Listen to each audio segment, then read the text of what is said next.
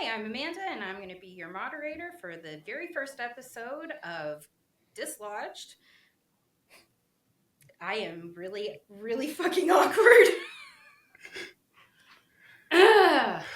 She's speaking for all of us right now with that awkward comment. Just a quick reminder, you lodgers asked for this, so if this is on you. This travesty is on you. You did this to yourself. Prepare for Armageddon.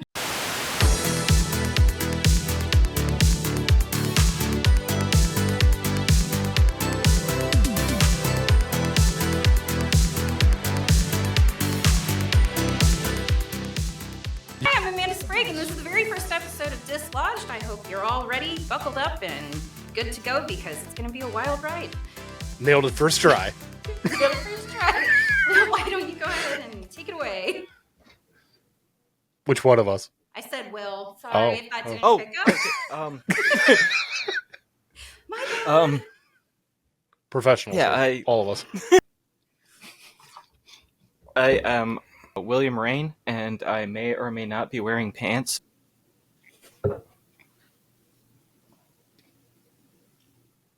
And I'm Tim Sprague, and I didn't get the memo we were supposed to be wearing pants. I definitely have a pair of pants on. Wow, starting it with a lie. Just...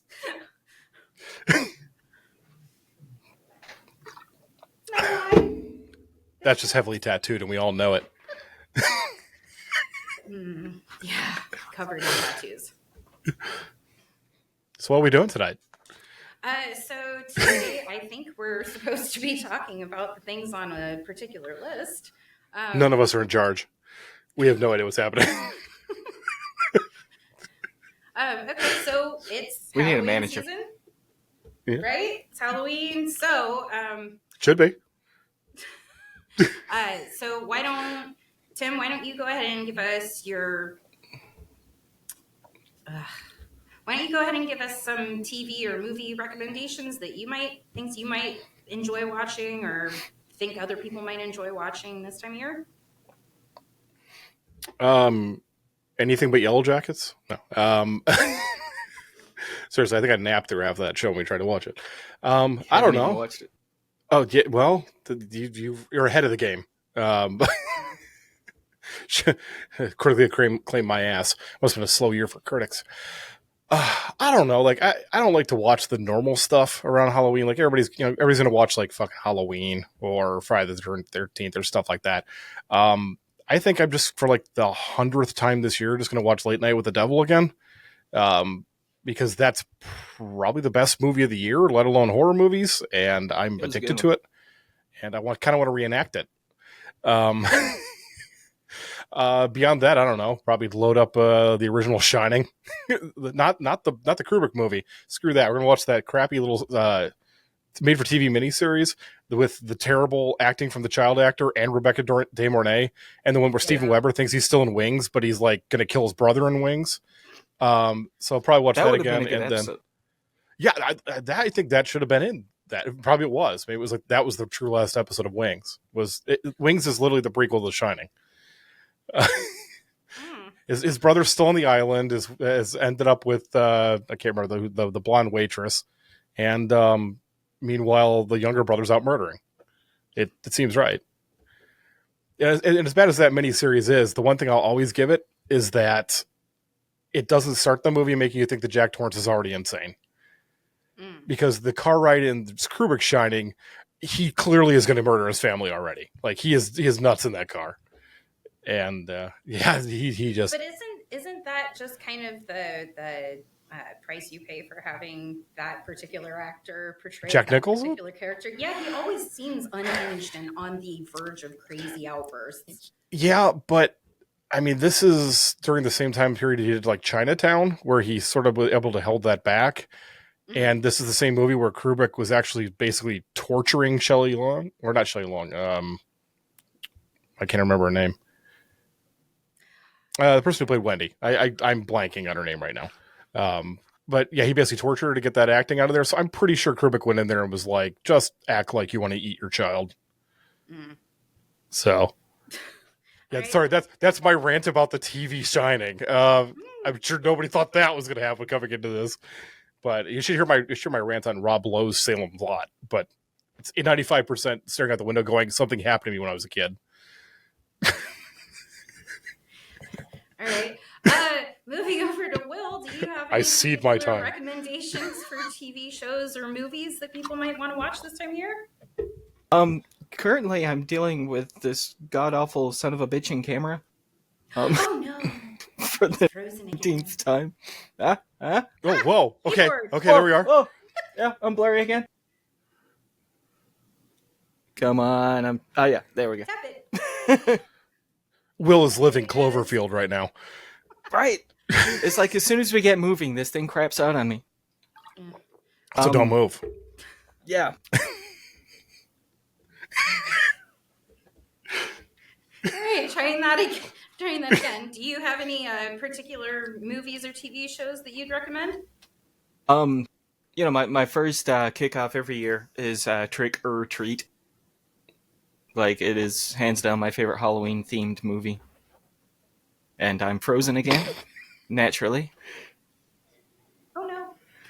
But yeah, it's so much fun. You let it go. I didn't have to turn it off again. But yeah, Trick or Treat is one of my favorites. I am a sucker for Hocus Pocus, though the sequel was different. There was no sequel. Yeah. But I still haven't actually watched that, so save yourself a trip. You love the original though, so I do. don't. It is my favorite Halloween movie of all time. It's fantastic. Mm-hmm. Another one I watch every year is The Haunting of Hill House on Netflix. Mm-hmm. That was absolutely brilliant. Everything, was it Michael Flannery, I think, directed that Yes. one? Yep. Yeah, everything he does is gold. Gerald's Game, like Haunting of Bly Manor. Others that do not come to mind right now. Probably a Marvel movie. Yeah, probably so. Probably. I think he did Doctor Sleep also, which I think is heavily underrated. And he had a big job to fill with that because he tried to do both a sequel to the book and the movie, and that should have been impossible. Yeah. Yeah, Henry Thomas did a surprisingly decent Jack, even though he looked a lot like Henry Thomas with a bad hairline. But he looked like a Jack that should be standing at an old gas station telling teenagers not to go to a lake. Well, that's how Jack looks, though. Give him like some kind of CGI makeover to try to make him look more. Right. Yeah. They couldn't afford Jack Nicholson CGI, let alone Jack Nicholson. All right. Well, then, which one of you wants to take the most? No. Hold on. Ah. You got to answer that question. Me? You put us on the spot. You got to answer that question. Okay. Well. This is an hour and a half of torturing Amanda. Okay. Well, let's see. I really like Hocus Pocus. That's one of my favorites. But honestly, I don't have a lot that I tend to gravitate towards. Like I always watch Hocus Pocus. I always do a rewatch through of all of the Harry Potter movies, but I also do that at Christmas or anytime I'm not feeling well. So I was going to say Christmas, Easter, Patriots Day. Once a quarter thing. But yeah, I think one of my favorite traditions that we kind of started the last couple of years is letting you pick a horror movie that you know I haven't seen or experienced as an adult or a teenager or whatever, and kind of sitting down and like getting introduced to it by watching it with you. So that's the last couple of years, we've also kind of done a tradition of like picking out a scary video game too. Yeah. Although you're the only person I know that was bored during Alien Isolation, but it was boring. There was nothing happened. You didn't get past the intro. It wasn't like Amnesia where you couldn't open the first door. No, you stop it. Stop right now. We're not going there. We're talking about doing a live stream just to see how it works of Amanda plays a scary game, and I'm pretty sure it's going to be Amnesia. Because the actual story behind it is Amanda played Amnesia. Like her first, I think this might have been your first horror game, right? I think it was. Well, put earphones on her. Like innocent at the time. Yeah, super at the time, put earphones on her, walked her into amnesia. She could not open the first door. Like, nothing scary happens at that point. She could not open the first door. So, and it's not like I never watched scary movies when I was a teenager or anything. It was just like, I had never done any type of scary video games, which are highly immersive for me. I'd start playing a video game and it's like I get immediately sucked into everything going on. So that was terrifying. So that's my whole thing. Okay, so are we allowed to move on to the underrated now? Because I'm really curious. You allow it. Okay, so who wants to go first? Most underrated horror movie or TV show? I don't think it matters who goes first, because I'm pretty sure we're both about to piss off a lot of people. Are we on underrated or overrated? This is overrated, right? This is underrated. Oh, okay, never mind. Can't piss off people on underrated. I don't have an answer. You go first, Will. Yeah, I don't know if I really have one either. I think Something Wicked This Way Comes, I think, doesn't get talked about enough. You know, from like the 80s like kiddie horror movies. Like, I always found that like just beautifully eerie when I was a kid. Oh yeah, that first scene where the lightning rod salesman is coming in and they've got that wide shot going down the road. Oh, it's so good. We tried finding it and it's not available for streaming anywhere. Yeah, I had a hard time tracking down the DVD, and now I have a hard time figuring out where I put the goddamn thing. Because I picked up a lot of my DVDs and I tried to keep out the ones that I would watch again. Yep. I gotta find that movie. I got a handful. That's so good. It's fantastic. Like watching that as a kid too. It was when Disney kind of stopped giving a fuck, and we're like, we're okay with scaring kids, because they had the Black Hole and they had Something Wicked This Way Comes and a few other ones that were just like straight up horror movies from Disney. Yeah. And oh man, Something Wicked This Way Comes is so good. The that scene where he's very, I don't know how to say it. He's threatening the father, but it's not coming off as a threat, but he's tearing the pages out of the book, talking about how many years he's going to take off of him. And every time he won't say where the boys are, he takes another year. Right. Like, that is such a good scene. Yeah. And the music, I thought, like, I don't know, just the way they filmed some of the movies back then, just the cinematography and the music and just kind of like setting, just the whole thing. They just really captured just the spirit of it, I think. Yeah, and some of those special effects in there, I'm still not 100% sure how they did the woman in the ice, where she came out of it. Like, at that point, like they would CGI it today, but I'm not exactly sure how they did that. It had to have been like frame over frame or something like that, but it was very impressive by the way she just stands up out of the ice. Yeah, and Amanda has no idea what we're talking about right now. We're raving about a movie she's barely heard of. Haven't seen it. But that's a good pick. See, I don't think I can beat that one for underrated. That's a good one. I got one, but I think it's kind of, I don't think it's as underrated as it once was. In fact, I got two of them, Halloween 2 and Halloween 3. I don't think they're as underrated as they were at the time, because like Halloween 3 especially, people were pissed because Michael Myers was not in that movie. Because it was meant to be in like an anthology thing, because the whole story is John Carpenter wouldn't come back unless they turned it into an anthology series, because he never wanted to do a sequel to with Michael Myers. That was supposed to be the end, where it's just left open, where he falls out the window and he's just gone. So people hated it, but it's a good horror movie on its own. Like, it's like the perfect 80s horror movie, because it's about like consumer greed and capitalism, and then also murdering children with masks. So I mean, there's a lot of horror movies. I can't think of another horror movie from that time where they straight up murder children. Like, they went far in that movie. Like, it's not like, oh, he dies slightly off screen. It's his head crushes in and snakes and worms come out of him. But then Halloween 2, I think, was underrated because people slag on it because it's not Halloween 1, and you can't ever hit that bar. Like, you can't hit the bar the first one had. But it has one of the best kills in the series with that the hot water, where he dunks the woman in and basically melts her face off. And yeah, and then they rip that off in Jason X. I still to this day say they're ripping that off with the cryogenic freezing kill. Jason X was just a freaking mess from its inception anyway. Yeah, I mean, you want to talk about an underrated movie? That movie's so bad, but you can't look away from it either. Yeah. Like, it's Jason fighting a cyborg? Like, what the hell is happening right now? Yeah. My favorite scene in that whole movie was when he just has the teenagers in the sleeping bag and just pounding them against the tree. Yes. You know, it was like a hologram or something like that. Yeah. But it was just hilarious. It was from one of the other movies, wasn't it? Because I thought he had a sleeping bag kill in one of the other ones. I think yeah. In fact, I can't remember which one it was, but I know it was because they actually had to edit it. They had to take the number of times he bashed them down on the tree because the censors were trying to give it an X rating. Wow. And I can't for the life of me remember which one it is, because I'm not a big Friday the 13th person, but I can't remember which one it is. It's probably like Friday the 13th part 94, Jason gets a hangnail or some shit. I don't know.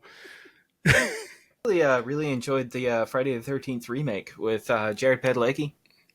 Yeah, that was so much better than I thought it was ever going to be. Yeah. Yeah, that would, like, actually seeing Jason run was and Frozen again, goddammit. Yeah. Oh no. Frozen just like Jason X. See, it's a bit.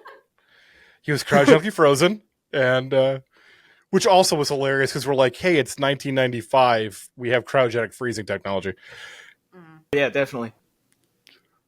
I don't think you've ever seen that one, have you, Amanda? No. You know what could stop Jason? United States military. All of them. Something just fell. That must have been on your side, Tim, because it was. Are laying down. Okay. Oh no, I got hit by it, whatever it was. Are you okay? And remember, I'm not wearing pants, so it was double the pay. Do you need me to come check? No. It was... Are we okay? No. It was just one of the cords. Well, it's fine. Okay.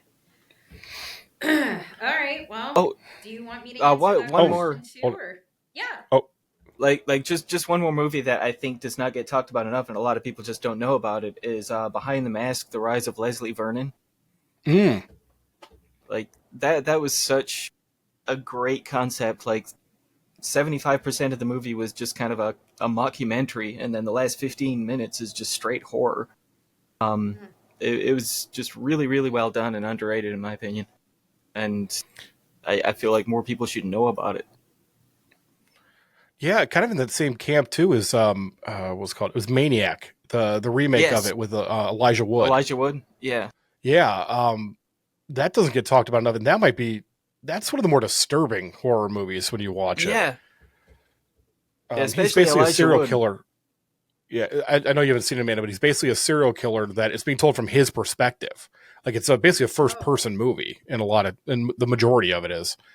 But I mean, I don't know what's up with Elijah Wood. I don't know why he went from Frodo to doing that, and then like the Yellow Man in Sin City. Like, he's just a sadistic little bastard or something. I'm not sure. Well, it's I think that's kind of like the young male actor to adult actor kind of arc that a lot of them go through. Like, if you look at young female actors who want to be taken seriously as adult actresses, they kind of go one of two ways with it. They either go super dramatic or they go a different direction with it, and they kind of make a name for themselves and establish OnlyFans. I'm an adult.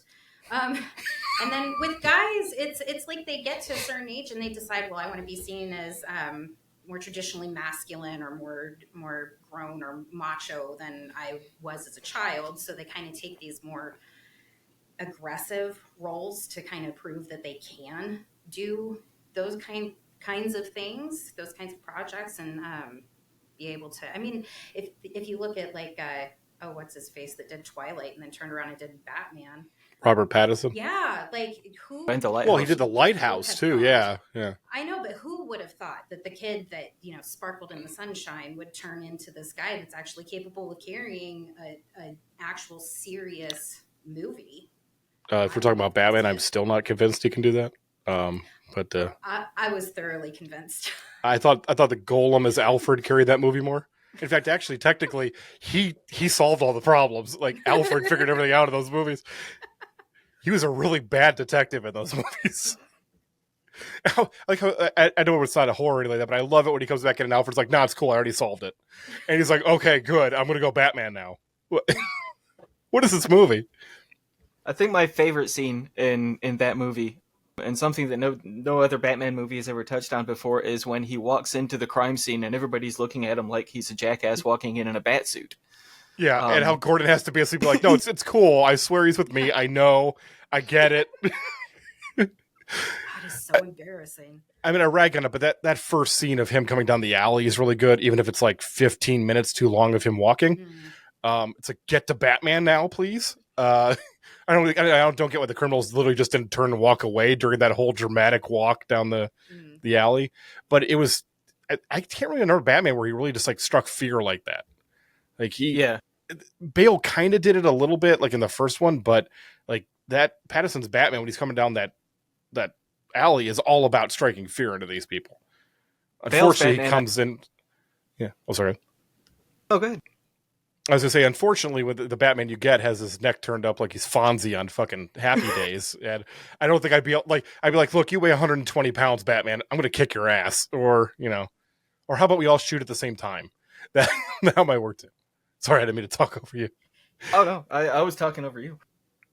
Yeah, Bale's Batman I could never take seriously just because of his sinus infection voice. Like the Nolan Batman movies were brilliant, but I gotta protect that. They always did that long drag off at the end. I'm gonna stop you, Joker. It's like Heath Ledger is out there just acting circles around this guy, and he's got his nose stuffed up. Yeah, I mean, you had Aaron Eckhart just being the best Two-Face that ever existed out there. I mean, granted, it's a low bar. It was Tommy Lee Jones, the only competition, but. Yeah, he was acting his ass off. Ledger was acting his ass off. What's her name? The person who replaced Maggie Gyllenhaal. She was there also. She was in that movie. Well, although I personally think she's an upgrade from who was doing the role in from Katie Holmes. Yeah. I could not stop laughing though when she's all like, "It's okay because and then they blow her up." Yeah. And don't let her have her final few words. Just go ahead and blow her up already. Yeah. I mean, I didn't realize bombs were rigged with dramatic timing timers. Like, we are way off. Well, we are way off. What was the subject again? Okay, well, I can move on to the next question if you absolutely need me to have we better with that particular one. Okay. We only have 5 hours of recording on this line, so. All right. Well, so that's going to probably be an issue at some point. All right, so then let's move on to most overrated. I know that was going to now we're going to piss off people. One. Yeah. So which one of you wants to be brave to go first? We lured them in with our hospitality and our niceness and our fun, and now just going to jam it right on in there, piss them all off.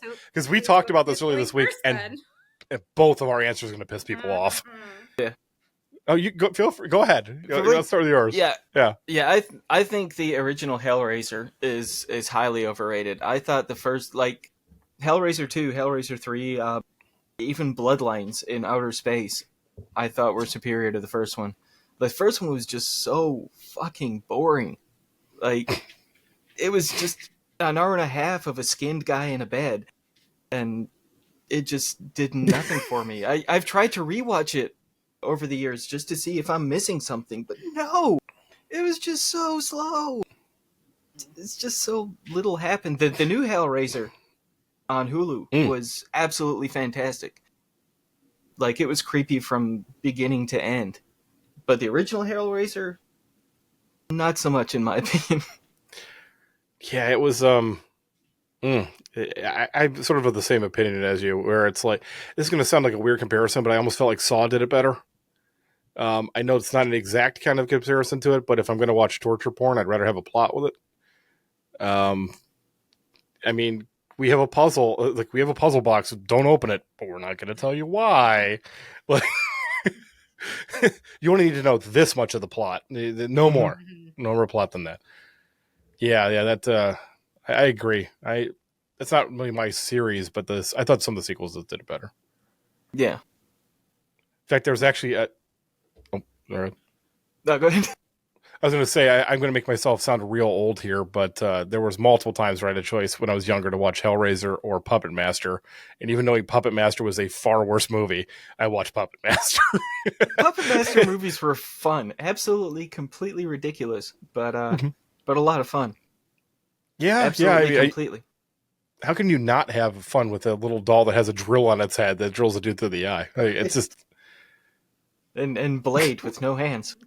yes, yeah, and yet he could still open doors. No one ever kind of explained that one to me. Well, first nobody explained to me how they could get to the fucking door handle in the first place.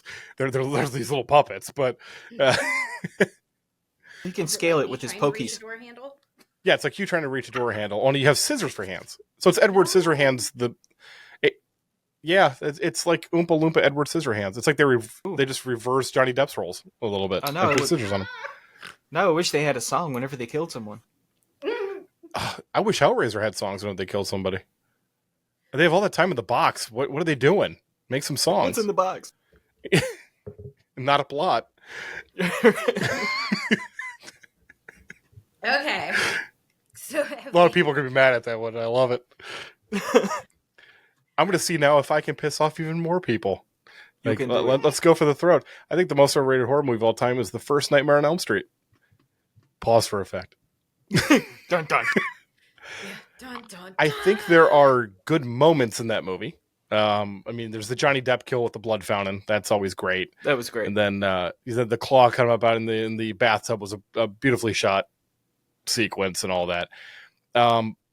But when I watch a horror movie, I kind of want to have fun, and it just wasn't that fun.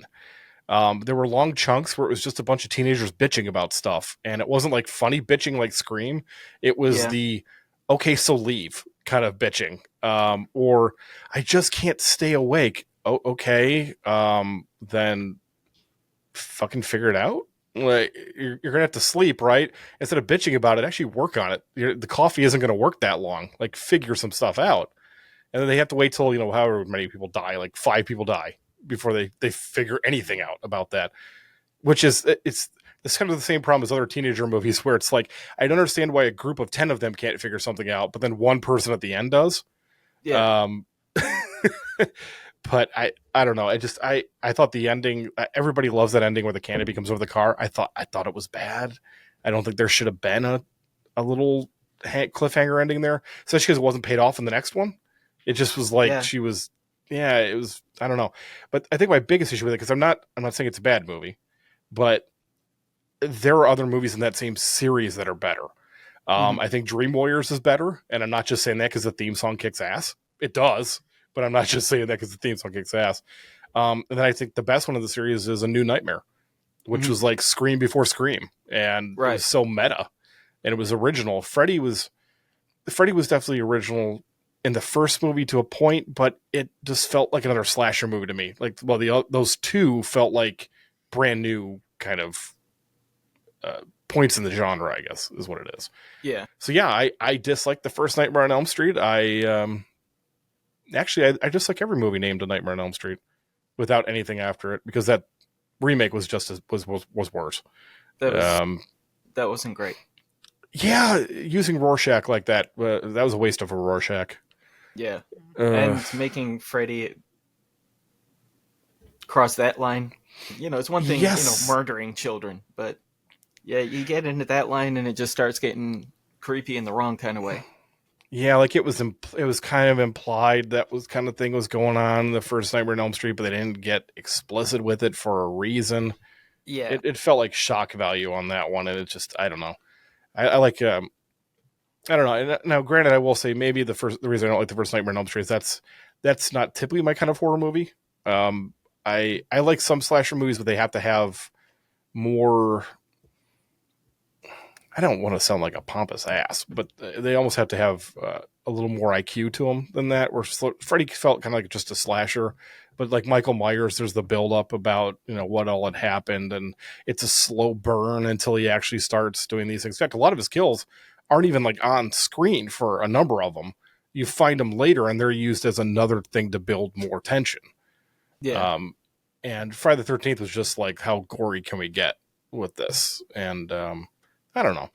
That's for people. I'm not saying it's not. But the weird thing is I like Friday the 13th. So I don't I don't know. Of course, to be fair, the first Friday the 13th had a good twist, though, with the mother and all with that. The mother, yeah.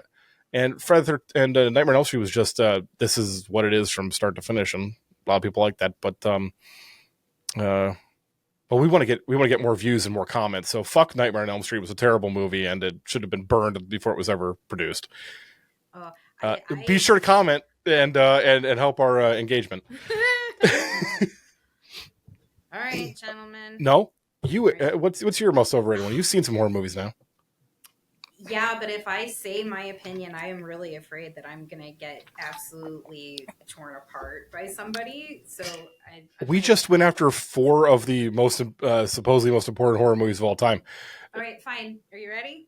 Yeah, go for it. Every Saw movie that came after the very first one, complete waste of time, and I think that they're gross. Is that even a controversial opinion? A lot of people really like the movies. I have a couple of friends from high school that still get together like every Halloween and watch all of them and a marathon. And I just I couldn't do that. Like any of the ones after the first one. I thought they all just they bought into the whole over the top, gross out body gore horror, and that's not my thing. I prefer, like you said, something that has, like, you got to put a little bit more thought into figuring it out and trying to build the tension and the first one did that. Like the first one was actually a character study, almost. Right. Yep. Yeah. So there you go. Yeah. No, I agree. Although me too. Although you have to admit it is hilarious seeing the dude from The Princess Bride just start murdering people later on in that series. Yeah. Like Carrie Yules is just going on a murder spree. It's kind of wonderful, but he didn't once like cut off somebody's head and be like, "As you wish."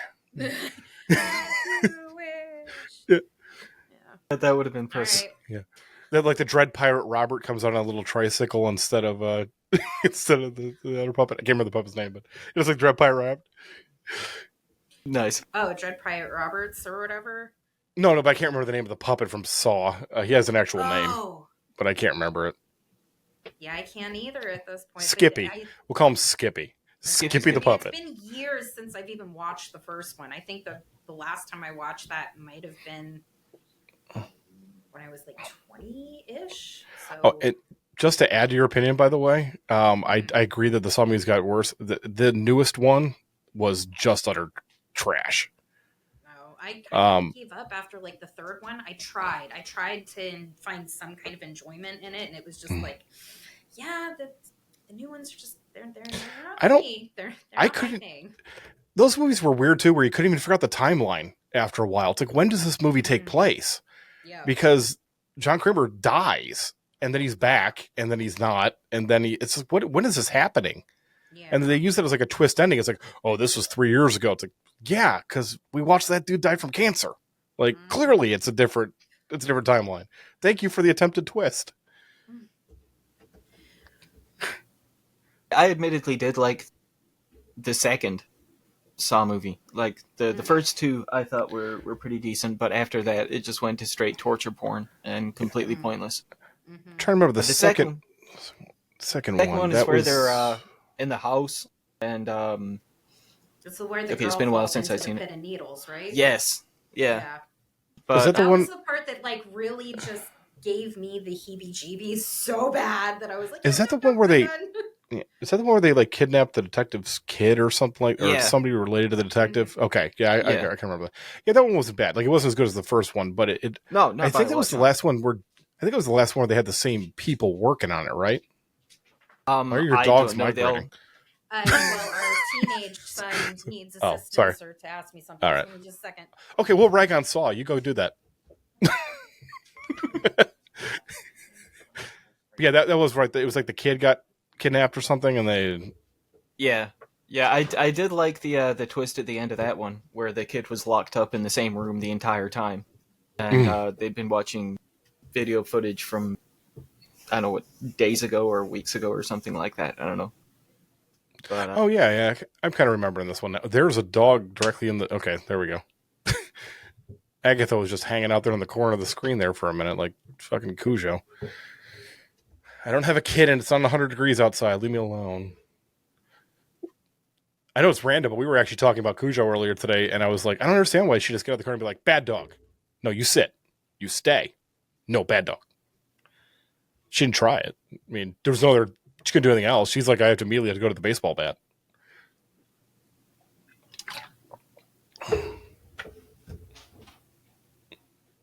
You like the creeper that's staring at you, by the way?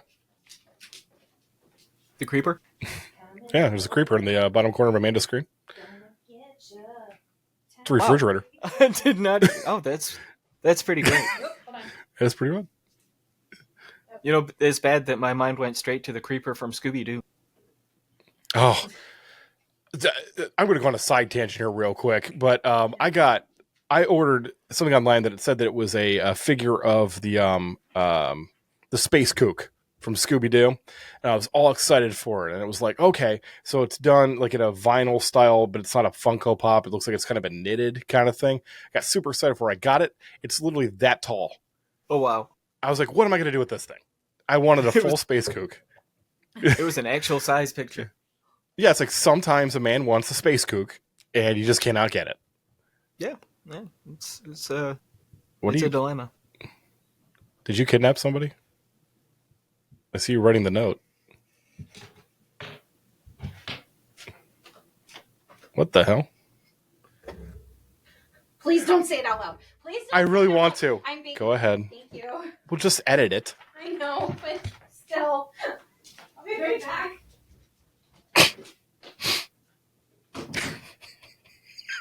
I'm not editing this. This stays in. All of it's in. This is life. This is how it works.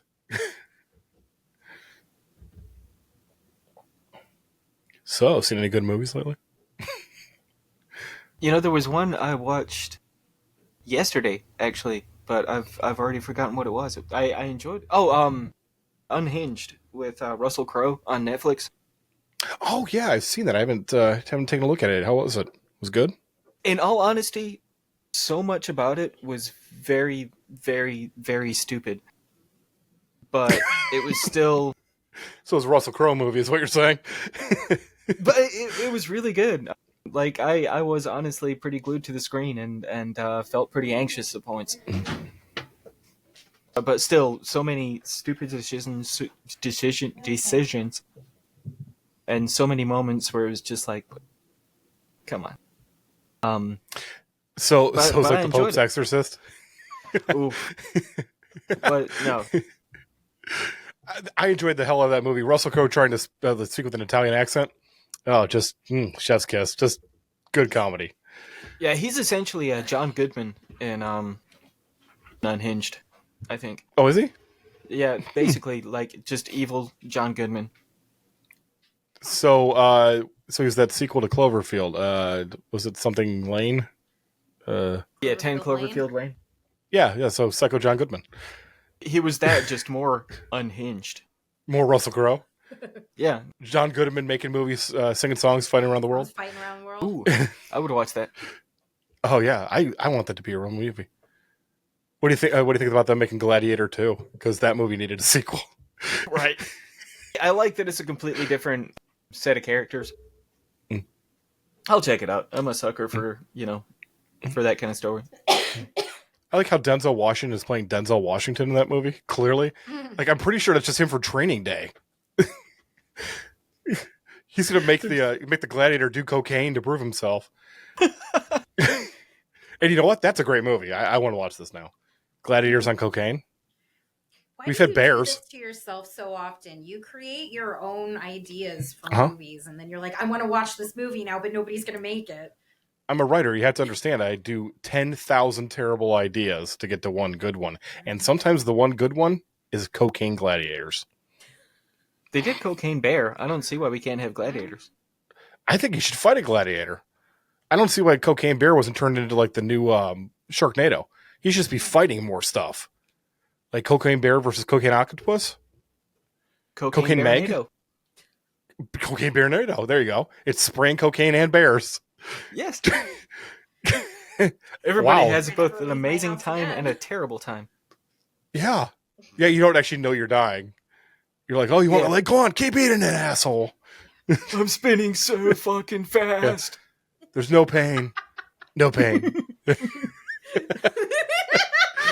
Just a dude hopped up on cocaine, just puking all over the place while a bear mauls him. Yeah, I would watch that. Yeah. This Christmas with Tara Strong.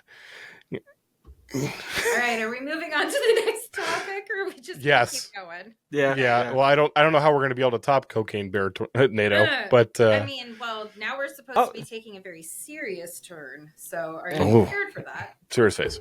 I've got to make my bloody camera work again. Uh-oh.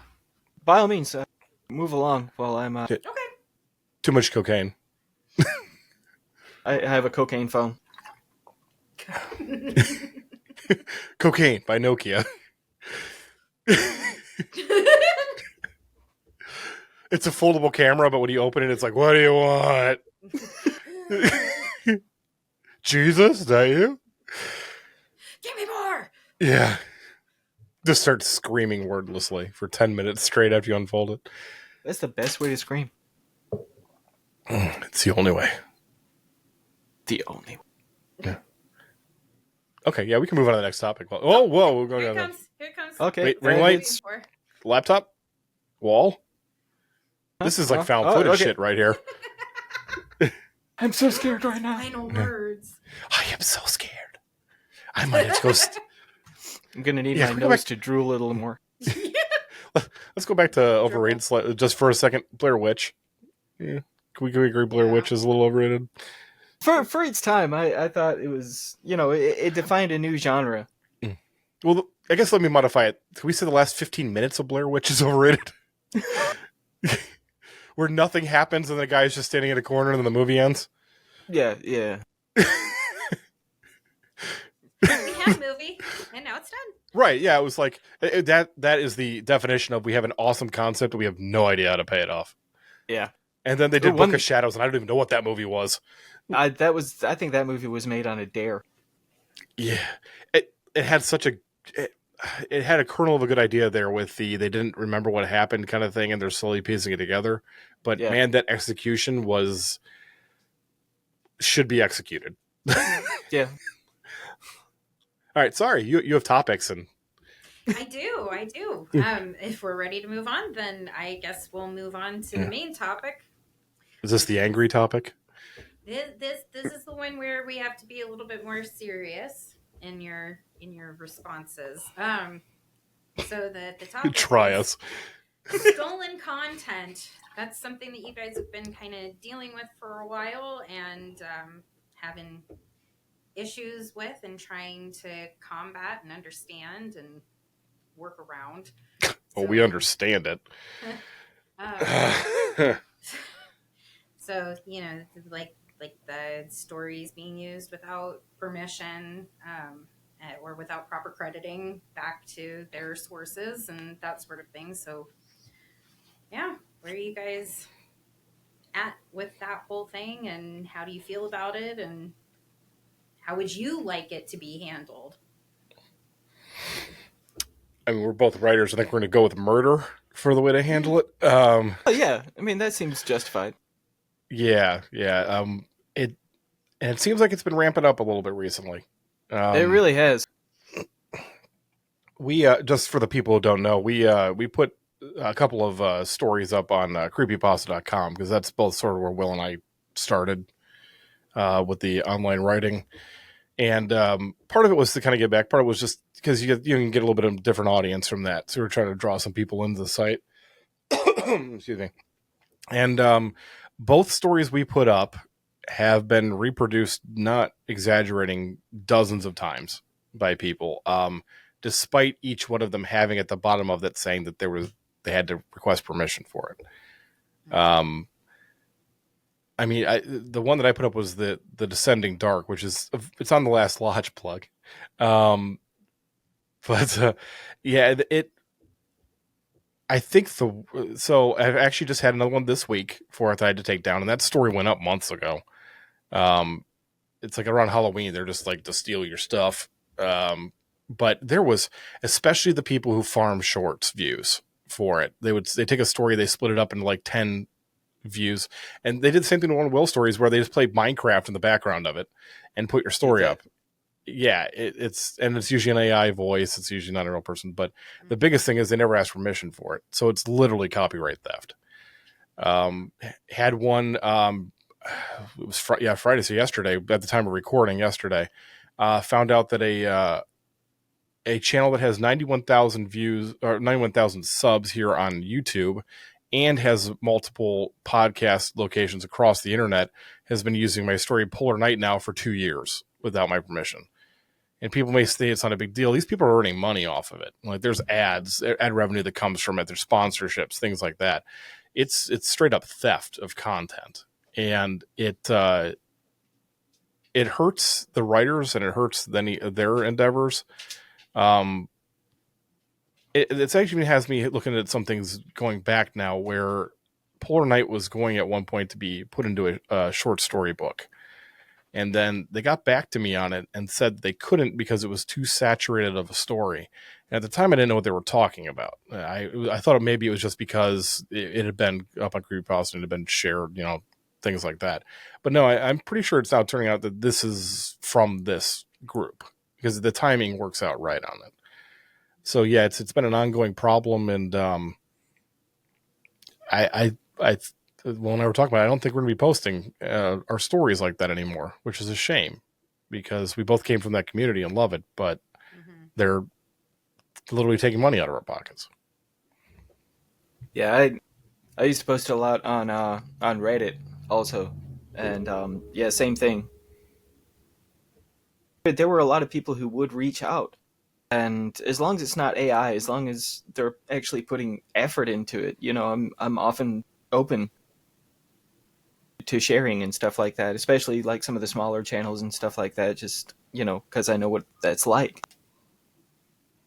But yeah, just the ones that drop it into AI and have random videos playing in the background, it's like, what the hell?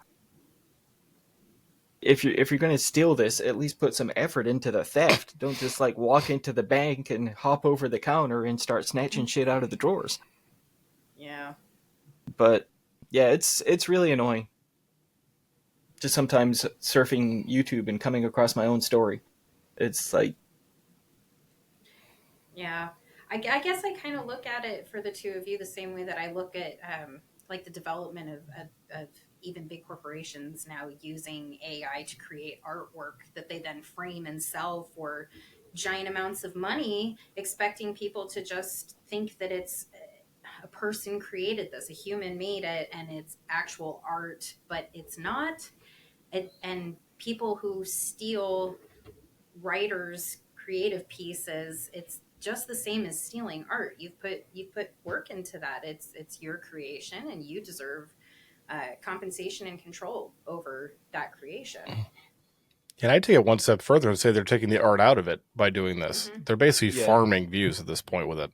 It's not being looked at. It's not being translated. It's not being changed. It's not being made theirs. They're just stripping it. They're basically mining it for content. And it's so dumb because they could literally just ask. Like it makes no sense to me why people wouldn't just ask to use these. We may shoot them down. I mean, we have stories that are going to always remain exclusive to the Last Lodge. It's just the way it's going to work. But at least at that point, then they know. Like I don't even understand. It's so dumb on their end too because they spend all this time making it. Like some people will actually make it. Like the podcast I'm talking about. I don't want to name names because I just had a copyright strike against them, but. They spent time to make it because the guy actually narrated it. They put music into it. They did backgrounds to it. And then it's all taken out with a 2-minute copyright strike because they didn't ask permission for it. Right. I don't get the point of it, I guess is what it comes down to. It's not the risk is not worth the gain. I mean, the one guy that was doing the Minecraft shorts, I personally had 3 copyright strikes against him because he used the same story 3 times and it shut down his channel. And then he got mad at me. Like he sent me nasty emails about that because he stole my content and used it and was mad that I copyright struck it. It's like, do either of you think that is like more of a to do with like ask for forgiveness, not permission kind of culture that might be circulating around? Or do you think it's just people aren't really thinking things through and they just see a good story and they want to create their own art with it or use it for views because it's a really interesting and engrossing story, so they just attach themselves to it for some reason? Yeah, I imagine like a lot of the like the very new channels and stuff like that who only have like a handful of videos and stuff. I imagine they don't necessarily know sometimes, but you have those times where you actually reach out to them and just say, "Hey, what's up with this? You didn't even ask." And I have had people in the past just say, "Oh, sorry, my bad. I'll take it down." Mm. But there's a lot of times you just don't get a response, until you actually start to move against them on it. But but And they get mad, but we have to do it. You have to protect your copyright. Because if you yeah, don't, then you can have issues down the line with it. Like, if somebody um, wanted to use it for a short film or something like that, but you didn't protect your copyright, then it can affect you and the profits you might be able to bring in for it. So we have to do this. I mean, I don't like spending an hour on YouTube a week looking for stories that are mine that are taken down, but unfortunately, it's a necessity these days. Almost part of your daily business tasks, kind of a thing. And I mean, I've had a couple of them where we haven't posted the story anywhere, but they've used what's it called? The scripting that you can pull off of YouTube. That's in there specifically for the closed captioning, and they've taken that and used it as a story. Like there was one story, and I can't remember off the top of my head which one it was, but it had never been posted in a written form, and we had it on our channel, and someone literally just mined it off the closed captioning, and put it on their channel. but one of the most interesting I've had was I actually got a story that I posted on Reddit and Creepypasta and like a couple of other YouTube channels had got permission to do it. Like one of my older stories. But I actually had a college professor contact me, kind of coming at me at first, just like accusing me of stealing one of his students' works. Like somebody had apparently used that story and turned it in as an assignment. So he was listing the date that it was posted on Creepypasta. And I'd posted it, I don't know, about a year after I originally wrote it on Creepypasta. So I sent him a copy of the details from Google Docs when the file was originally created. And he completely changed his tune and wrote back, "Yeah, I kind of suspected this. I'll have to let her parents know, blah, blah, blah, blah." I suspected it, but I came after you first. Right. Sure. I blamed you. I shot first and asked questions after. Yeah, exactly. College professor, But, you say? yeah. Not a professor of logic, apparently. Right. Yeah, it's very annoying. I don't know what the answer is to it. But and I know we're not the only ones. Yeah. No. Do you wish that there was like a different response from YouTube itself, or a different way that they went about letting you handle your copyrights? Or is there like a part of the process that you wish was more streamlined, or was different, or more detailed even? I've noticed it takes a lot longer when you have to go after a larger channel than a small one. And like I had 2 copyright claims for the same story on Friday. One went through in 20 minutes. One I got this morning letting me know it was taken there. And that's happened a lot of times. So it kind of feels like there's a little bias there. But in general, I don't know. I think YouTube actually handles it pretty well. It makes it a pretty clean way to get it off. But there are other places like for example, the same thing with Polar Night. Some of these other podcast places are saying we have to literally file a legal complaint against it to have it taken down. And there's no other way to go through it about that. So I think YouTube is doing pretty well with it. In fact, I think they're a little too aggressive with it sometimes, because they have an option where you can have it to monitor for other postings of a story, and it catches things that have absolutely nothing to do with your story. But weirdly, I'm pretty sure I could go in there and have them all shut down if I wanted to, because it came up on their search filter. But I don't know. I think I like to blame the machine for a lot but I think this is more an individual thing. It's just people with entitlement that don't care. Right. Well, that certainly seems to make sense to me, because it's usually people that want to be rude that are the ones that message back saying rude things. Anybody else that it's a mistake, they reach out. Good people always reach out and say, sorry for the mistake I made, and it won't happen again, and they try to do better. It just seems, I don't know, odd that so many people would do that and not have it occur to them after the first time that this really is not okay behavior, and I need to stop and correct it and move on with life, kind of a thing. And the amount of people that try to tell you that it was fair use, have you had those guys yet, Will? Where they'll be like, oh, no, this is fair use. Like, no, it's not fair use to use the entirety of the document the way that it was written. Like, fair use is so you can use like a clip of a video. It's not so you could literally just steal somebody's work. So you could post 5 minutes of Die Hard on YouTube. You can't post the entire movie of Die Hard on YouTube. Yeah. There's a reason for that. Oh, or like the channels that do like the sped up movie running, or put them in like a little box down the corner. Explain like what's happening in the movie while the movie is playing at hyper speed in the background. I don't know, I really think it comes down to entitlement because of the way some of these people have messaged back about it, where they think you are inconveniencing them because you had your work taken away from them. Well, you shouldn't have made your shit so easy to rip off, buddy. Yeah. Oh, in fact, actually, on one of them, so somebody did a commentary on The Descending Dark, which I read the other day. It was like a video that had like 4 stories on there, and The Descending Dark was part of it. And in their description, they linked the dude that stole the story, not ours.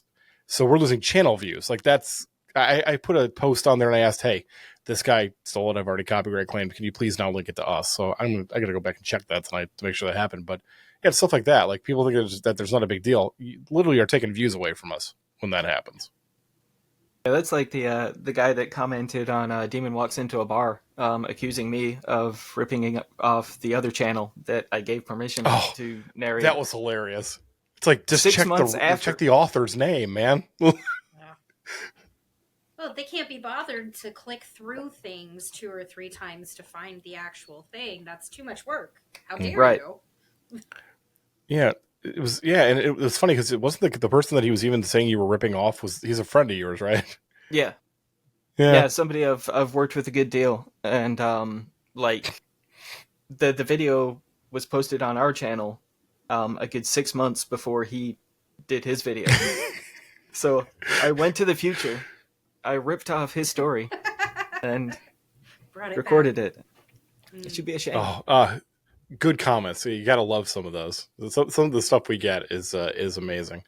Yeah. There was the one guy that I had a story on Dark Somnium a couple years back, and the guy was like, "This story's too anime for me." It's like I've never seen an anime like this. It's like, I guess, man. So you hate that one, you're gonna hate the sequel because it gets more. It's just more of it. But yeah, we get some weird ones. There was I appreciated the one that was going after Will's Scottish accent when Will is Scottish. Yeah. I cannot even explain to you how enraged I became when Tim told me about that, because it was like, how dare they? I mean, admittedly, I did go over the top. I was trying to be very theatrical with the character, but still just laughably bad. I thought it was a little bit harsh. And it was best. Yeah, the guy wasn't even Scottish. He's all like, I know people that live near people who are Scottish. Yeah. It was like a third person thing. Yeah. It's like, I know some people who are by some people that know what they're supposed to sound like, and you don't sound like that. You can drive 20 miles. Scottish, and I know how they're supposed to sound. Right. I saw Braveheart, man. Nobody does Scottish like the Australians. You can't take a freedom, mate. Yeah.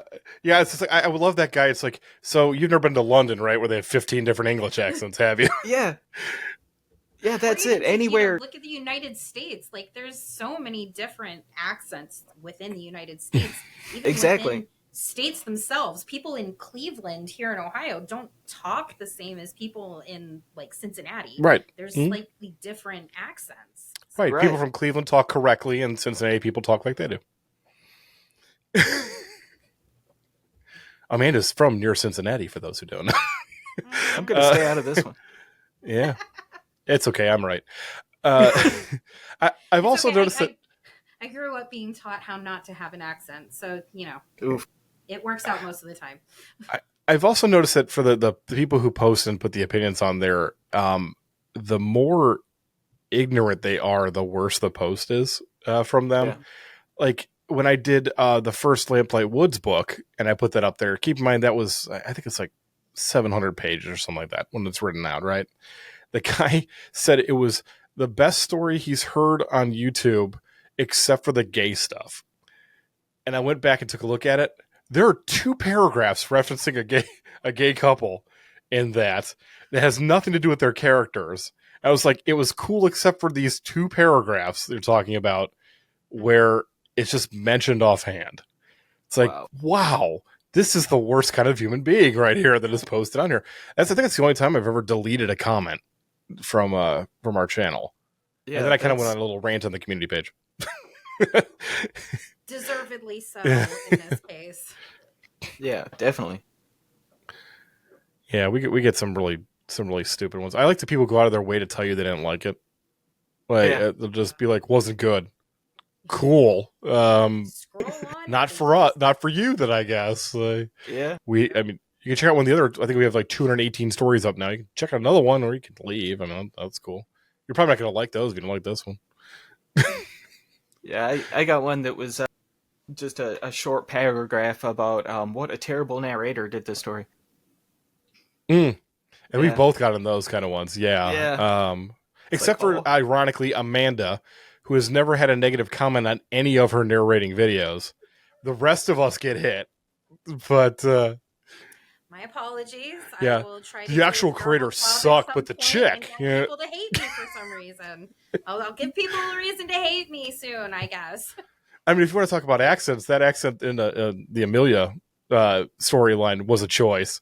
But no, Will gets it for actually being Scottish. Yeah, mine was my best attempt at, trying to blend different iconic Southern characters together and create my own thing. So, still better than Anna Paquin as Rogue. Yeah. Oh, but we should probably say this as it's our people watching it. In general, almost everybody that follows our channel is great. We love our community. Our community is like the least dickish community online that I've ever seen. Yeah, I do thoroughly enjoy reading through comments on the videos because everybody's just so, for the most part, genuinely supportive and appreciative of the content. Mm-hmm. Yeah, they're good. Yeah, they're Okay, yeah. Will, why don't you go ahead and take this one? Yeah.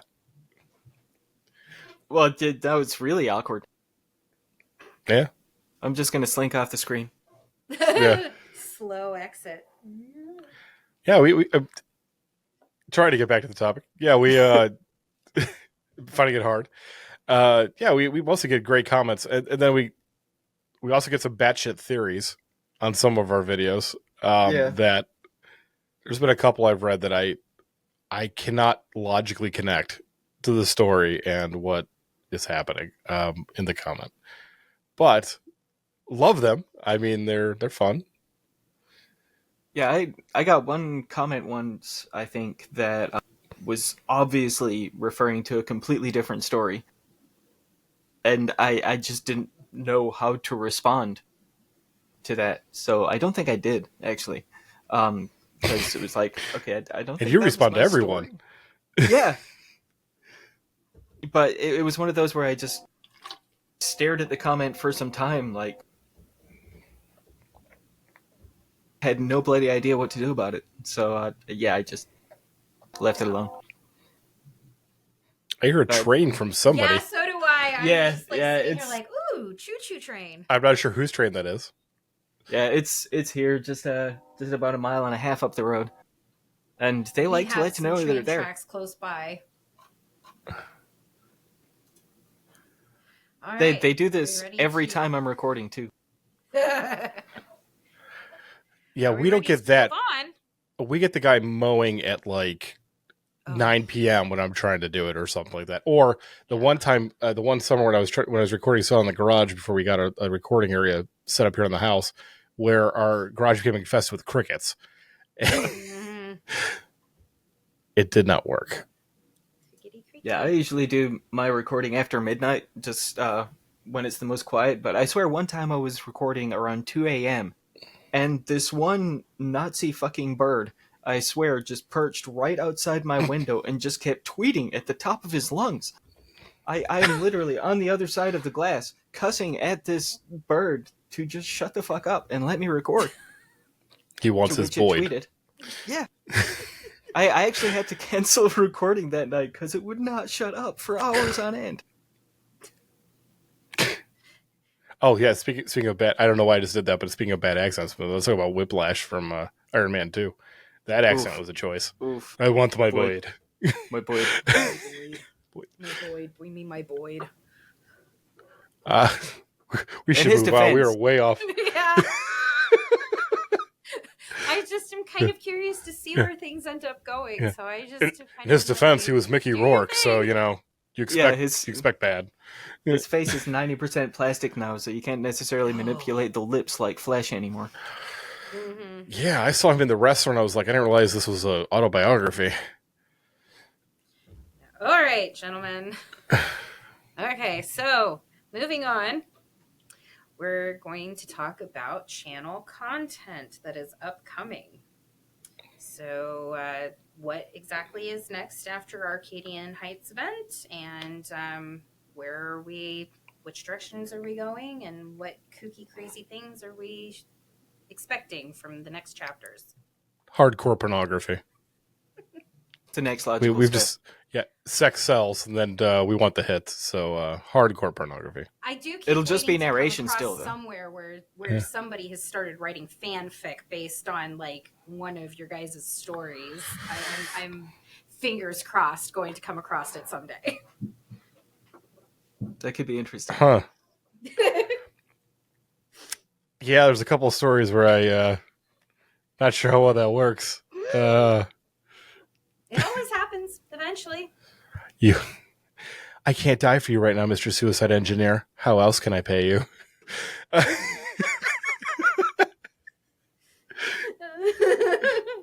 Okay, I'll shut up now. I'll let you guys talk. The wolf below and above never gets past the diner scene because he can't pay for it, and it just turns into sex. As it should. Yeah. Every story involves a cable guy narrator or a pizza guy.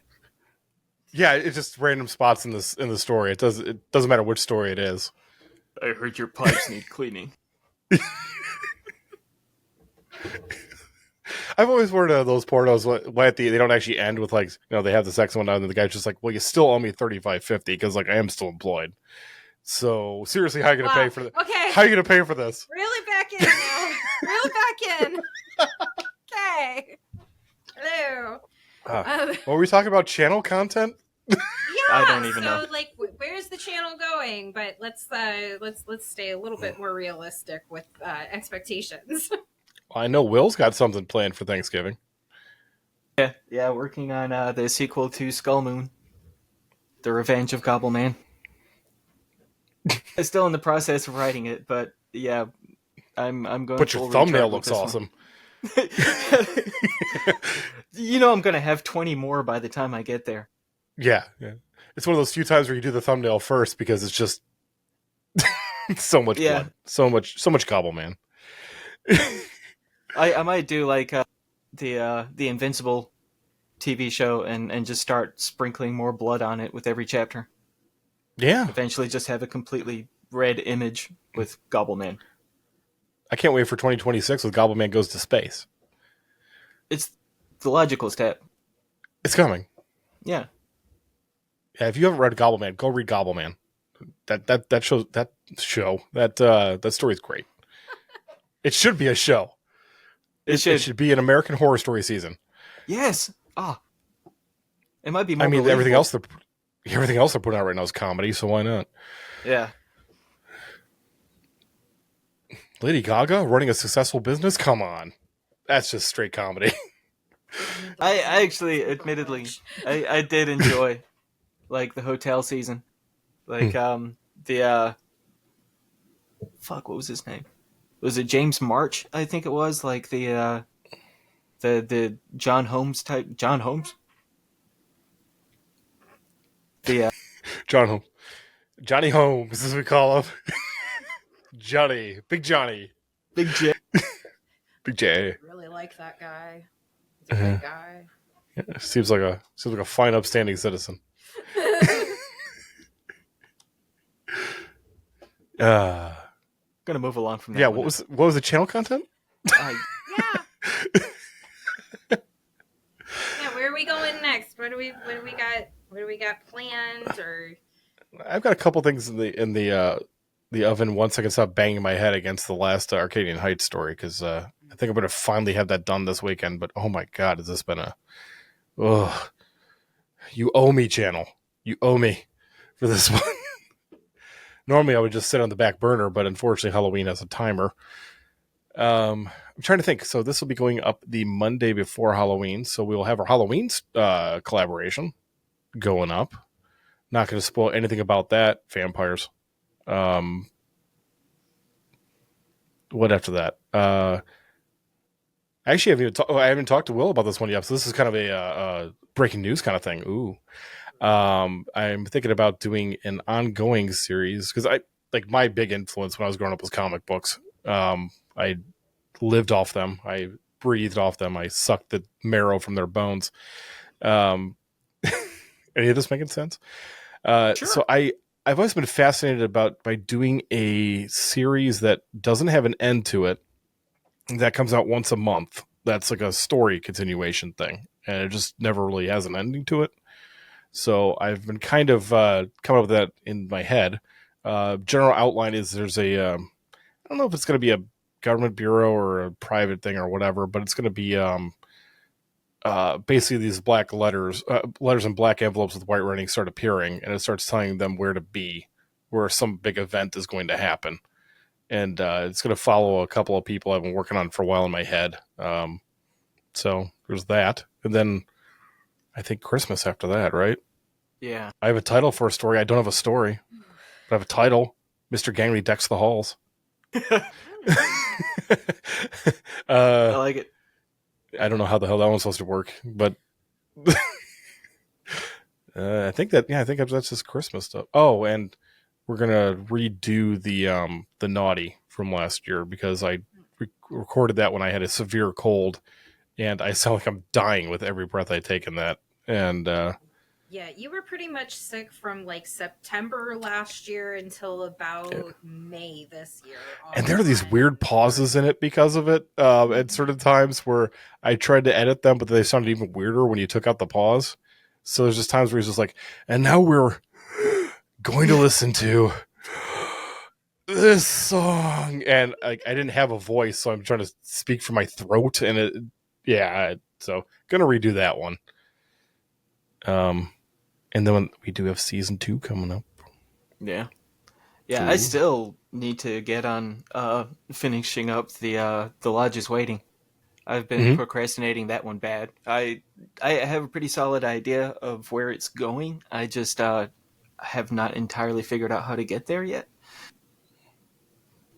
But it will happen at some point before the year 2030, at least.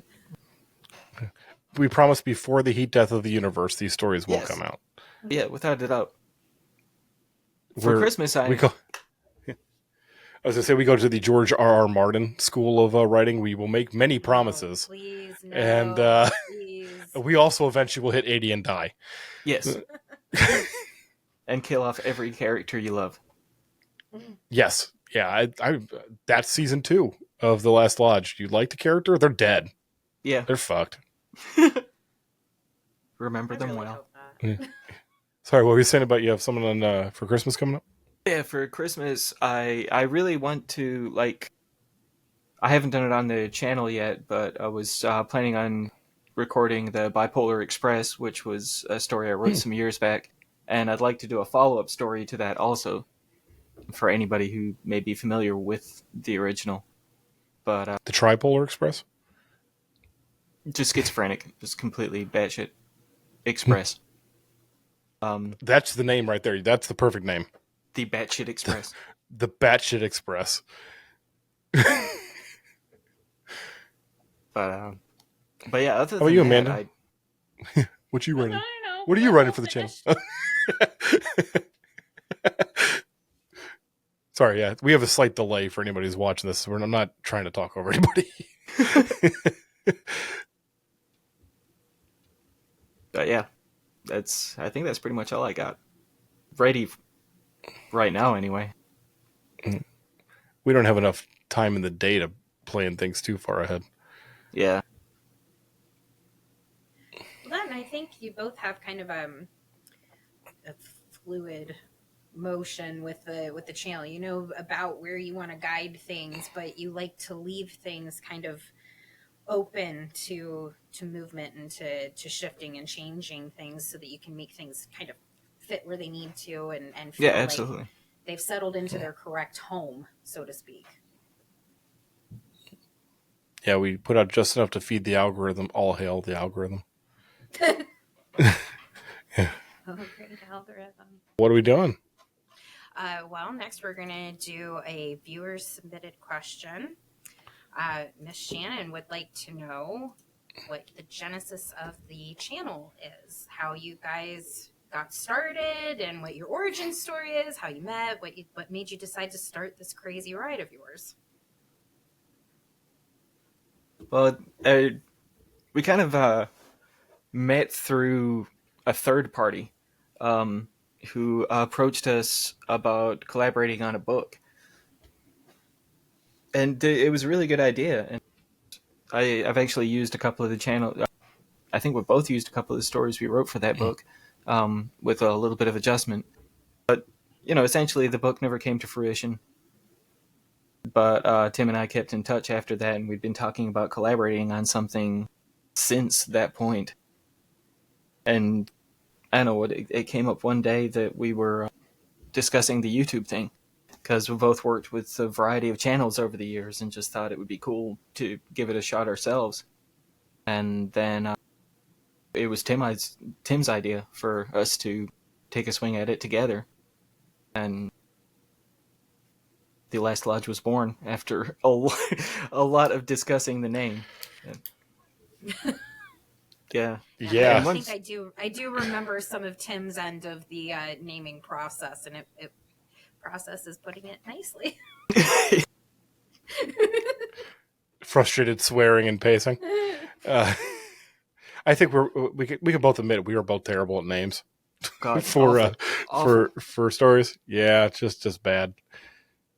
Yeah, we there's a whole thing where it was great that people were narrating our stories, but something's lost in translation when that happens because they don't know. I mean, it's not their fault, so they have no idea what you were thinking at the time or what you were feeling or how you want you imagined a certain part going or things like that. So it seemed like coming straight from the horse's mouth, so to speak, just ended up being a little better on doing that.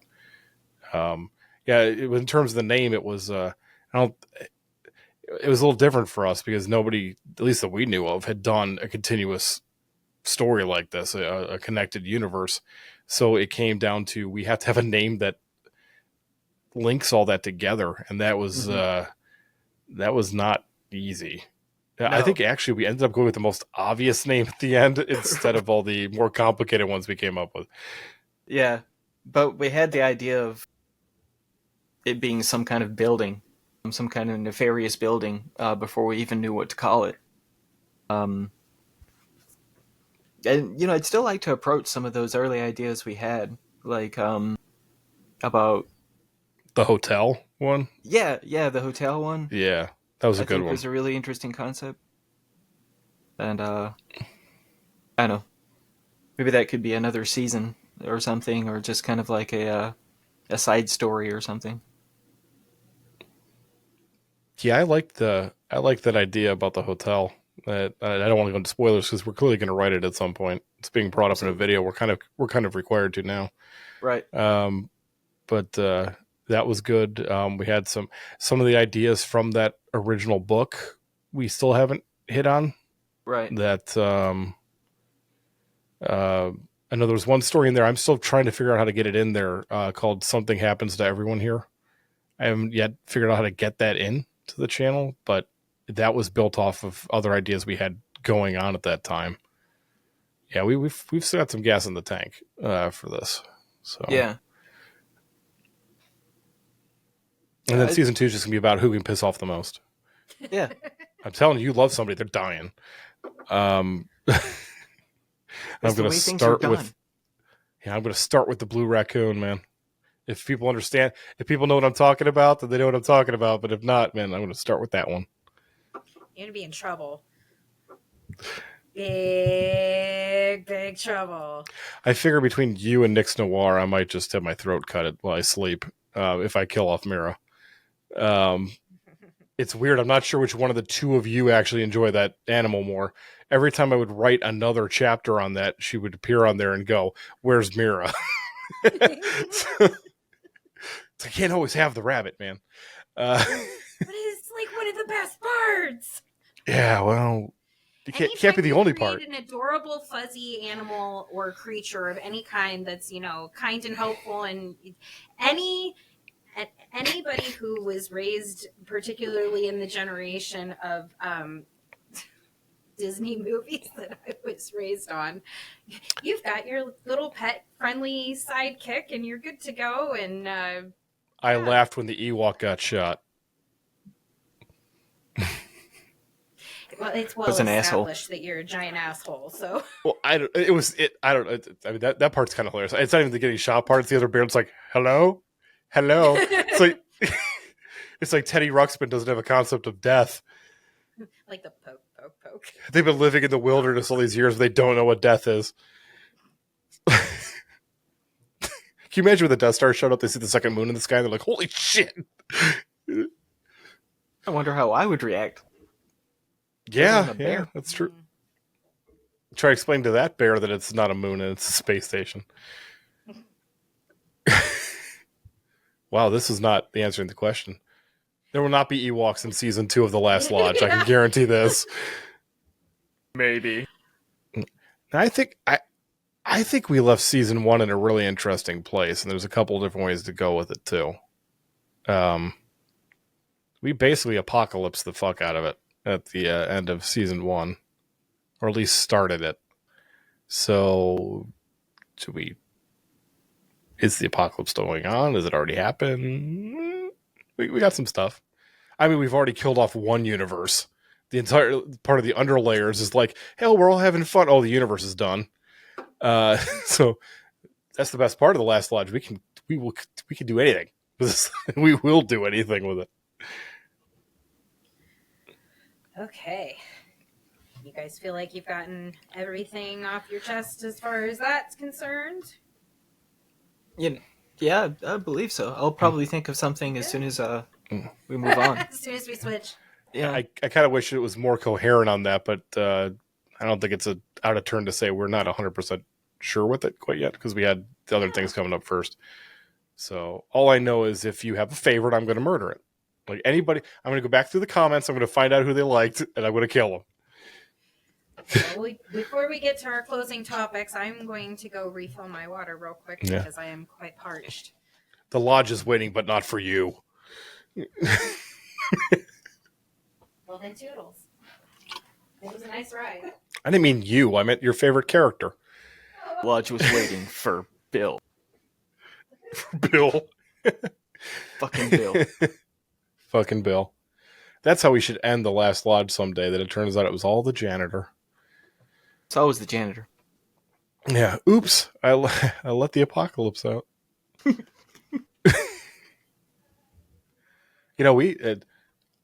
Who knows if this part's going to even make it in the video, but we didn't even go into that cryptid we're just waiting on using. Yeah. Brand new cryptid. Who knows, though? Maybe this little spoiler's never going to get in. We're just going to have to find out. I don't know. The maniacs put me at the edit button. I don't know. Better you than me. I would pretty much edit out 90% of me. I am really just gonna. I'm thinking about just keeping all of this. They want to see what it's like. They voted for this. It's on their heads. Sheer chaos. Welcome to the circus. Oh, and I guess another thing coming up in the Last Lodge is there's going to be a dark fantasy story, because when we ran that poll, we didn't think there was going to be that much of an ass kicking on the percentages. What kind of dark fantasy? See, they should have asked that question before they voted for it. Well, because it depends entirely on what kind of people you're trying to appeal to. I call it Castlevania. It's a brand new Sounds concept. familiar. Don't look it up. Yeah, don't look it up. It's brand new. Don't check. But don't steal his copyright. Right. Yeah. I mean, I think that's what we're allowed to do, right? We just take the story. Yeah. And do that. Give it a good AI voice and we're good to go. No. Now I want to go play Castlevania. You do that all the time, though. I do not. You play it often enough that I can have memories in my dreams of the music and the sound effects. That's Bloodstained, not Castlevania. It just looks just like it. I just started with Castlevania recently because they just had the collection come out with Order of Ecclesia. I still can very perfectly hear that one spell that you cast for like 3 or 4 hours straight. That was Bloodstained. Yeah. And then we found out you could turn off the voices. In my dreams, I was hearing that repeatedly, and it was driving me absolutely insane. And anytime I heard it during the day, it was like, no, make it stop. See, when I was a kid, it was, well, I guess I wasn't a kid at that time, but when Symphony of the Night came out, I would just, like, in my brain, could not get out of Dark Metamorphosis, like, repeatedly in my brain. Yeah, good times. Or the,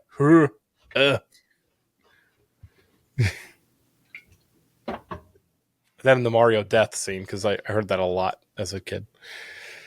Do, do, do, do, do. All right. So I have closing topics. And you guys are probably going to go off on tangents and rages about some of it. I already have a feeling. I don't see anything in this entire recording that would suggest we're going to go off on a tangent. Okay, so worst and dumbest horror story topics. First one is lists. Yeah, Jesus Christ, what a lazy ass authoring technique. Jesus. I mean, it's sort of. When you say lists, is it like having to check things off, particular things off of a list of things to do, or you have to find a list of items, or? Lists of rules. Yeah. Yeah, they can be. Oh, sorry. I mean, there are some good ones. I mean, it was another one of those tropes that started off with one person's idea, and then 75,000 other writers jumped on it and thought, "Ooh, I want to do that too." Mm-hmm. Which, everything's been done. It's hard to find a new concept, so when somebody does it, people are going to jump on it. But they're just everywhere. Everywhere. I'm a janitor, and I have a strange list of rules. I was digging through my sock drawer, and there was a strange set of rules. I was opening a box in the garage. There was a strange set of rules in there. It's just don't. What was the one I sent to you recently that was like, I found a hole in my basement and there was a strange set of rules, and it was like, what is this? I don't know. It's so lazy. Like, and the problem is, the people don't even take the time to logically connect the rules. Like they're just random things, as opposed to being, there's a logic to it about why you're not supposed to do those things. Mm-hmm. And also, who the fuck is posting all the rules? Like, it always found like a piece of paper. They find something up on the wall. Who the fuck is doing that? Like, you never find that part out. Yeah. God. Like, yeah. Those. But again, there are some that work out really well, but some not so much. So overused. Yeah, it's just so overused. Way overused. overused. Ask you for like an actual example of where it was used successfully. I don't know the name of the story, but there was one that Animus did on his channel a couple of weeks ago that was a late night grocery store that had bizarre rules. And it was actually a really solid story and had like a really creepy setting. And I thoroughly enjoyed that one. Plus, it had a satisfying ending.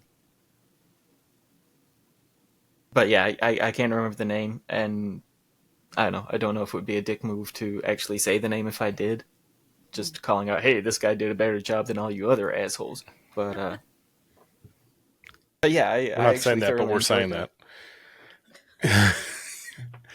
Hey, correct me if I'm wrong. Didn't they sort of start with like government stories? Where there was like a combination of that, or it's like they had rules about facilities or something like that.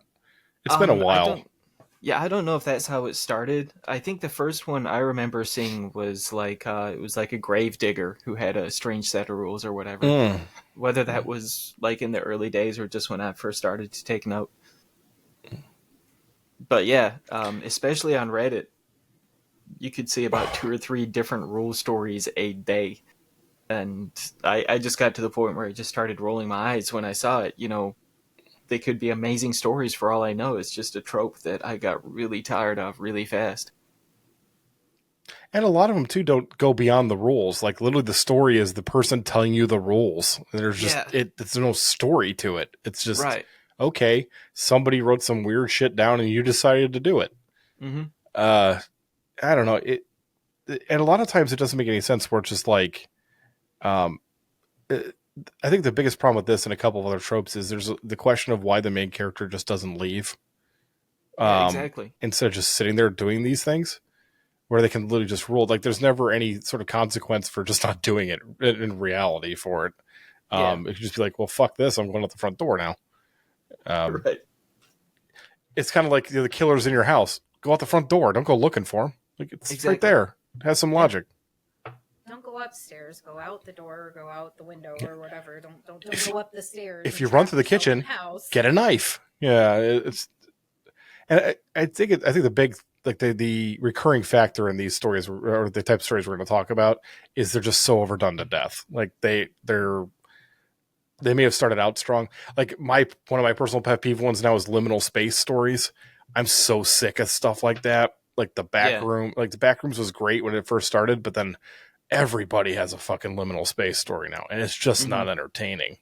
Yeah. Yeah, and like you said, there are some that have been just really, really well done, but you beat a topic to death, it's going to die. I could probably go a lifetime without seeing another SCP story. Some of those are really great, but then a lot of them are just, now it's like people are just trying to one up each other, where it's like, oh, your thing was so dangerous. Mine does this now. I can beat up this one. It's like, oh god, this is dumb. Yeah. This is why in the short term having, for those who don't know, SCP is basically about government organization, and it's a completely community run storyline where anybody can get in on it. You can use any part of it, but everybody else is be able to use your parts of it too that you create. And it works great in the short term, but in the long term, it just becomes a one-upmanship, and it's just not great. Or it's repeating of ideas. Like just because you change the sun from red to blue doesn't change the story, kind of thing. Try to think what else. There's a bunch of convenience store ones got overplayed there for quite a while. Yeah, I think they were made famous by the Tales from the Gas Station series, which. Was That's a good pretty series. Solid series, yeah. But yeah, people started jumping on board. And then they think it's like, oh no, this is at a supermarket. No, it's the same thing, man. You just changed the location. Like you're doing the same thing. I'm sure there's other ones that I'm just blanking on it. Like I'm sure if I went onto Reddit for 2 minutes. Yeah. It'll be another one of those things that I think of when we move on. Every Wendigo story now is about a Western ideal of a Wendigo. If you use them, you got to be careful with how you do it, or just go so over the top with it. It doesn't matter. But everybody else is like, I was camping alone, and then a Wendigo came, and then I ran away, and then I got bit, and am I going to become a Wendigo?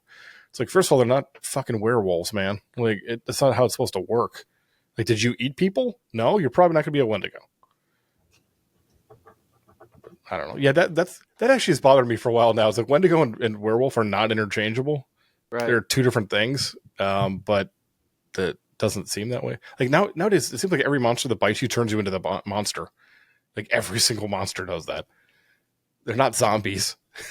Yeah, I was actually going to ask, like, are you guys kind of tired of seeing like lethal virus type stories or you know end of post-apocalyptic or end of the world kind of things being tossed into like the horror genre where it's some of them have existed, but it hasn't been a very typical kind of thing for it to be. And I don't know, I think it started with The Walking Dead. Maybe a lot of people started kind of writing things based off of being fans of that, and it's just turned into a constant kind of thing that I've come across anyways.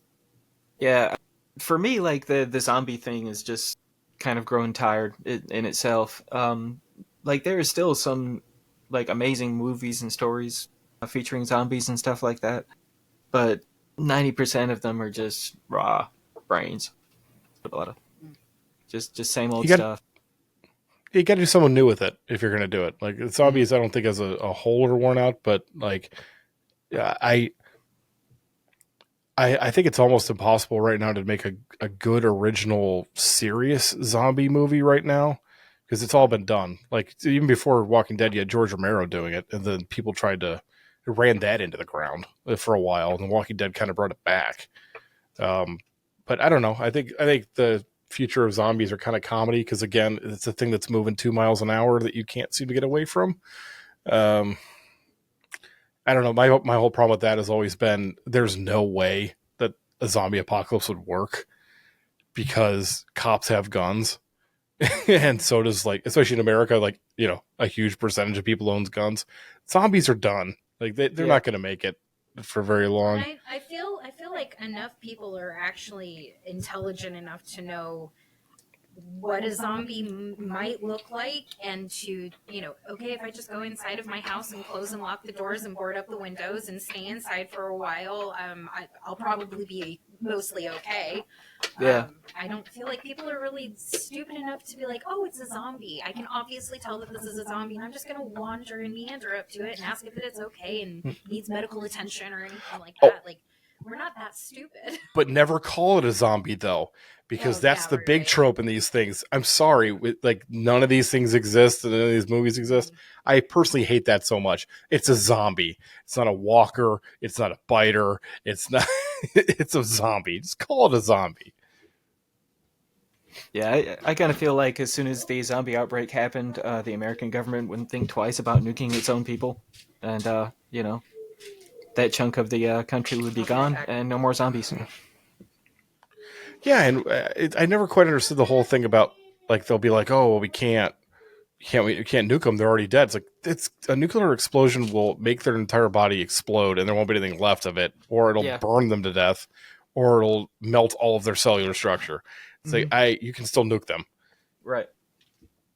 And then even like in World War Z, the book, not the movie where they died of the common cold or something. I don't remember what the hell happened at the end of that one.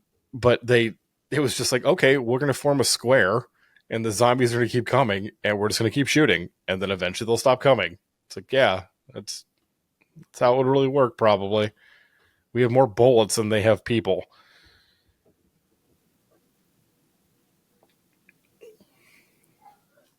Yeah, I think if you're going to do a zombie movie now, I think you almost have to play on the fact that they know what zombies are. Yeah. Like, exactly. I'm kind of sick of people shooting for the mass in those beginning of those, and they're like, the head, that's the magical spot we should be shooting. It's like, oh, okay. I guess movies didn't tell us anything. Yeah. You know what movie needs to come back? The movie type is, I want the alien disaster movie, like The Blob. Just this weird thing we don't understand, or The Stuff. Yeah, we need more movies where people eat the alien because, and then they all die from it. I could get on board with that. that guy at the beginning of the stuff is so great, where he's just all like, it's an alien thing that crashed to Earth. Gonna taste it now. It's like, what are you doing? What happened? that guy's a hero. Yeah. I was a big fan of the... Oh, go ahead. You're a big fan of what? Oh, the movie Slither? Oh, yeah. James Gunn before James Gunn, right? Yeah. Yeah, less That's self-important James Gunn. But still with Nathan Fillion. Mm-hmm. Have you seen Hysteria yet? Have you watched any of that? I don't think I have, no. It's I guess it's a satanic panic comedy with Bruce Campbell and I can't remember her name, but one of the moms from. Abby is proper upset. Okay. So I might be a few minutes. Yeah, of course. We're almost at the end anyway, so yeah, it's fine. Our youngest daughter's sick, so she is not wanting to go to bed right now. Even though it's like 4 hours past her bedtime.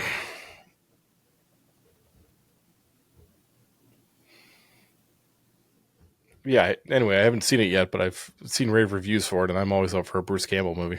Oh, yeah. Needs more Bubba Hotep. Needs a sequel. Of course, he can't do it. I don't think he can actually do a sequel to that movie. Didn't he die at the end of that one? Yeah, I I believe he did.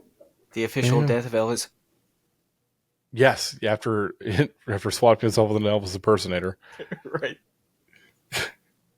I had a conversation with a friend of mine talking about how now's the right time for season 2 of Briscoe County Jr. It's coming up rapidly on the 30th, 5th anniversary or something like that. Time for more Briscoe County. Yeah. It was prematurely cut short. It was. And it had the ratings for it. It just wasn't the X-Files, I guess. Yeah. I don't know. I was actually pretty bummed out that Evil got canceled. Oh, did it? Yeah. I didn't hear about that one. Yeah, that bummed me out. I thought that was like a beautifully unique and original show. But short. In my head, I keep swapping Evil and From, and I don't know why. It's just because it's like a one-word title. Yeah. 2 very different shows, but I keep getting them confused in my head. Yeah, From is also pretty great. I still haven't watched this most recent season. Yeah, that's where I'm at too. I saw the end of season 2, and I haven't seen this one yet. I don't know why in my head I'm replaying Briscoe County Jr. for some reason. I was like, well, that's right. Yeah, the original Gomez was on that show. He was, and then I go from there, like to sort of give you a peek into my brain.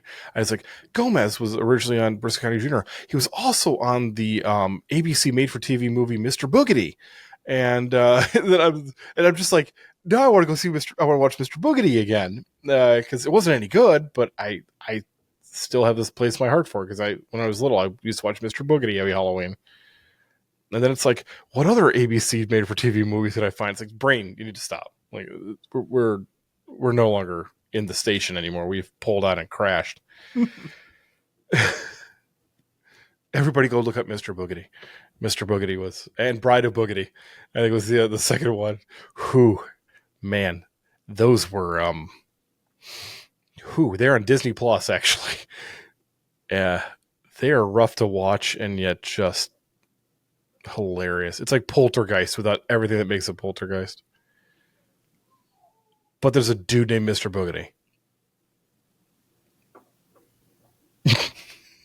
That's the best selling point I can give for it. There's a dude named Mr. Boogedy. And Mr. Boogedy had a list of strange rules. He had a list of strange rules. Yes. Number 1, stop calling me Mr. Boogedy. I have a real name. I'm trying to remember now. It's something so weird where he was a witch hunter or something like that in life, and then he was executed himself. I don't remember. Yeah, I can't. And then he somehow ended up in the house, like in a nice house of them, and that was clearly built like a century after him. After he died. Yeah, I think I missed that one. I think everybody missed Mr. Boogedy.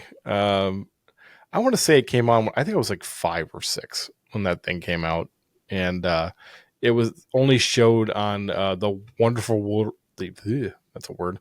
The Wonderful World of Disney. Back when that was still a thing. Yeah, Yeah. I do remember that. For some reason, I always remember Mr. Boogedy. And there was another one called the Journey of Natty Gann, and I only remember parts of it. Yeah. Yeah, They used to make made for TV movies that had some budget to them, man. Mhm. Those are expensive to make. But it was Disney, and they had Disney money back then. Right. Then they made the Acolyte, and now they don't have money anymore. We don't speak of such things. That's true. Yeah, I actually haven't even seen the Acolyte. I haven't either. Yeah, I got a little burned out after seeing Obi-Wan. I was like, I like my Star Wars good. So, yeah. Every time somebody tries to bring up what do you think of Star Wars one? It's like I kind of gave up on Star Wars a while ago, man. Just I'm glad people like it. Just not my cup of tea anymore. Yeah, I think Star Wars is about as played out as the MCU is at this point. Yeah, I have a little bit of hope for the MCU. I haven't watched much since Shang-Chi. When after I watched that, I was kind of like, this is dumb now. But I kind of have hope for Fantastic Four a little bit. A little bit. I don't know. Although I don't know, there's Fantastic Four. It's like does Pedro Pascal have to be in everything? Yeah, every movie. Yeah, I think that's in the Disney contract now. Yeah, man, he's I don't see him as Mr. Fantastic, but I'm willing to be proven wrong.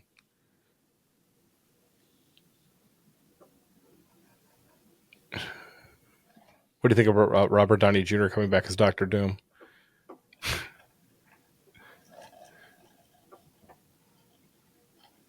Yeah. Yeah. Yeah. I am Doom now. Not Iron Man. I'm Doom. Grr. Grr, says Iron Man. I just can't wait till the day where the MCU is just Robert Downey Jr. playing every role. Someday. I was Spider-Man in this reality. And now I'm Iron Man here. Even things that don't make any sense, like the super serious characters. I'm Black Bolt. I can't speak. Except for right now, while I'm telling you that I can't speak. Whew. Oh, I just did a no-no. I invoked the name of the Inhumans. Whew. That show. Whew. That was the moment where you're like, maybe they shouldn't do TV. Yeah.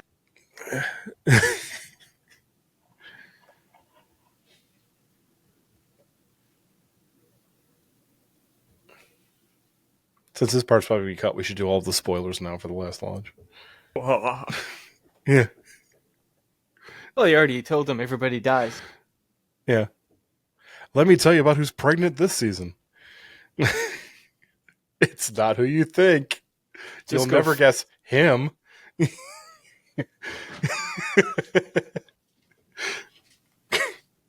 Yeah, that's how the last launch starts. Everybody's pregnant.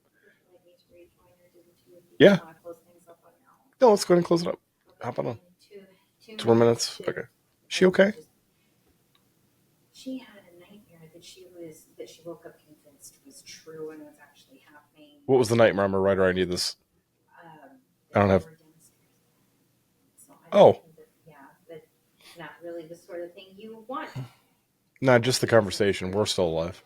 Huh? Nothing. I said only the conversation's dead right now. Yeah, we're still alive. Okay. Yeah, she was fully convinced that she was going to come down here and find both of us dead. So I had a story called The Rotting Man where that happened. Yeah. It all ties back. Is she reading my stuff? She's still also having the dream where her, the Alice in Wonderland thing, where her body just starts to grow and fill up the entire room and she doesn't fit anymore. And she's squashing everything in the room. You say Alice in Wonderland, I think Attack of the 50-Foot Woman. No, because it's an actual actual syndrome, Alice in Wonderland syndrome, where you actually think that your body is giant or tiny, even though it's not. Is there a syndrome also where people think that Alice in Wonderland was a good story? I should probably, yeah. Yeah, that is it. Give me a second. You two have your conversation. I'm just giving me a minute to calm down. And There's a hot take. Alice in Wonderland, not great. Alice in Wonderland is like the epitome of, and then this happened, and then this happened, and then this happened, and then I'm home. It was a dream. Yeah, I hate the dream cop-out ending. Yeah, there was a lot of dream cop-out endings back then. I mean, I love the Twilight Zone, but good God, stop having dreams, people. who shot JR? I shot JR. Ooh. Yeah, that was awful. Although I don't know the balls it took to make that. That's Or the end of Lost, where they were all just dead and trying to find each other. I called that one. That's not true though. Weren't they like in? I don't know. There's different ways to say it, but it was like wasn't it supposed to be like a purgatory or something? I stopped watching Lost a long time before then, but Yeah, just the final season was the purgatory. okay. So, but the people who died before, had they moved on and they came back, or were they still in purgatory waiting for the others? Like What did Pippin do? Now, the way they described it in the finale was pretty much like this is a place outside of time that they all died at different stages of their life, but they found their way here afterwards to kind of tie up the loose ends of their life or whatever.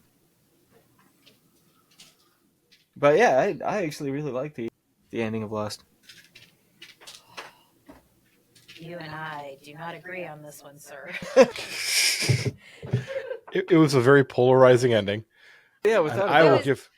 I felt really disappointed by it. Just like it was not even just a cop out, but kind of a letdown. But their stories had been, at least for me, had been kind of diminished in a way. Like their story arcs of kind of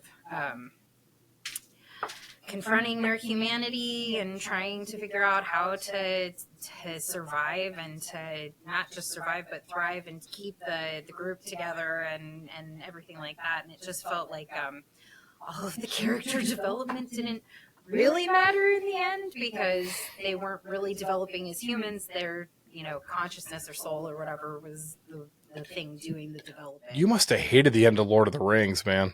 And then Sam and Frodo died. Stupid to begin with. Like it just doesn't make sense. That's not the ending though. Well, it's one of the endings. No, there's 15 more after that. Okay, yeah. We could have just taken the Eagles and skipped the whole walking everywhere thing. And then I don't need to see 20 different scenes of ways that people are going off to die or continue their lives. Did you ever hear the Jack Nicholson story? Did you ever hear the Jack Nicholson story about that from Elijah Wood? About how Elijah Wood was at the Oscars one year, and Jack Nicholson came up to him and asked how the Lord of the Rings ended because he thought he left after the ending and there was more. Oh, no. There was 20 minutes more of a movie. So he's like, so how did it end? It's wow. It's like every time we go to a Marvel movie now, we basically sit there and people will get up and start leaving. It's like, have you not been around for the last 20 years now? Right. Not that we haven't been to a Marvel movie though since Endgame, I think it is. Has it been that long? Well, yeah, nothing's been good. Yeah, but still, it's like you're sitting there and people are getting up and leaving, and it's like, but have you learned nothing? There's always a mid-credits scene, and more often than not now, there's also another one after the credits are completely done. So yeah, I guess I will say this. Shang-Chi, as much as I hate that movie, did the impossible by making the Mandarin even worse the second time around. I enjoyed the movie. Oh, God, 5 more minutes of Aquafina, and I think I would have thrown my foot through the TV. See, I liked the character interaction, and it was just kind of fun, but from time to time... How did she learn how to shoot arrows in that last scene? She just knew, apparently. Okay, look, from time to We're time... way off. Marvel We're way has off. to kind of throw something lighthearted in there, because there's so many heavy... Not in the topics last out fight there. scene, you don't. That should be the serious time of the movie. and then they fought CGI dragon instead of just fighting the fucking Mandarin. It's the Mandarin. He's one of the biggest bads in all of Marvel, and they're all like, "Nah, we need a glow dragon. Go fight glow dragon." Also, can we not give him rings? Like, they had him around the wrist, but he has rings. Just give him the rings, man. Even the fake one had the rings. Go absurd. Guardians of the Galaxy did it. It worked. I mean, don't put the Mandarin from the comics on TV, though, because that's like the most racist portrayal of a person ever in the comics. But at least give him the rings. So I had kind of a random thing pop into my head while I was upstairs. Oh, something we could put onto the actual recording instead of this talk about Shang-Chi, which is also going to go into the YouTube video. So I kind of had this thought of a story from your childhood that you wish somebody would put a horror twist on.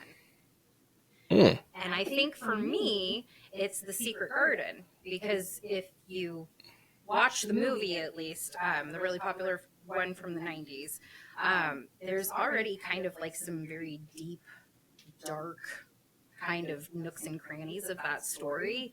And I think I would be really interested to see somebody actually take it and like horrify it, like make it truly scary and frightening. So I just was curious if there was a story like that from either of your childhoods or, you know, more recently that you think would be kind of an interesting one to go, maybe there's some tweaks we can do there. A horror version of Labyrinth would be interesting. Isn't that already a horror movie? So it's an amazing for movie. Everybody. That cod piece is a horror. I swear he. Look at 16th century paintings, then. I swear he aims it at the camera like every chance he gets. he's like this camera to this camera. Oh, you need to go that way. I mean, they were gonna kill a baby if I remember right in that movie, right? They're gonna turn mutate him into a goblin. Yeah. Okay. Yeah. For some reason, I was just picturing in my head David Bowie eating a baby. I don't know if that's real life, maybe. Or, yeah, Labyrinth would be a good one. There's a lot of Henson movies that could be, if you turn them just slightly to the left, they'd be real dark. Yeah, Return to Oz was already borderline horror. Good God, those rollers. Yeah. I mean, if you just did a very small tweak to Dark Crystal, that's just a straight horror movie. Yeah. I mean, I'd like a horror version of Muppets Take Manhattan, anyone? It could be interesting. It could just be Jason Takes Manhattan, but from the perspective of the Muppets that were there at the same time. I like it. I like it. Yeah, you're just seeing like Jason in the background doing stuff. That movie was where Jason became a hero when he smashed that boombox. He did what we all wanted him to do. Wow, kids movie. Or a book, just a story that kind of captured your imagination as a kid that would be interesting, taken in the horror direction. See, I kind of grew up at a time where there was more horror for kids stuff, and they all kind of had that dark thing. I mean, like, I don't think people realize how dark Gremlins is when you actually break down that movie. Especially that story about her dad dying in the chimney when he was trying to dress like Santa. The movie goes dark. The Neverending Story even had some really freaky moments in it. Yeah. So I'm trying to think of like what you could do. This could be a weird one, but you could do a horror movie out of Benji the Hunted. That would be very weird because that dog, if it was a real dog, would have gone feral during that movie. Everything else I could think of is kind of a horror movie. You've always lived in the horror area, though. I would have loved to see like almost a Dead Space style Star Wars story.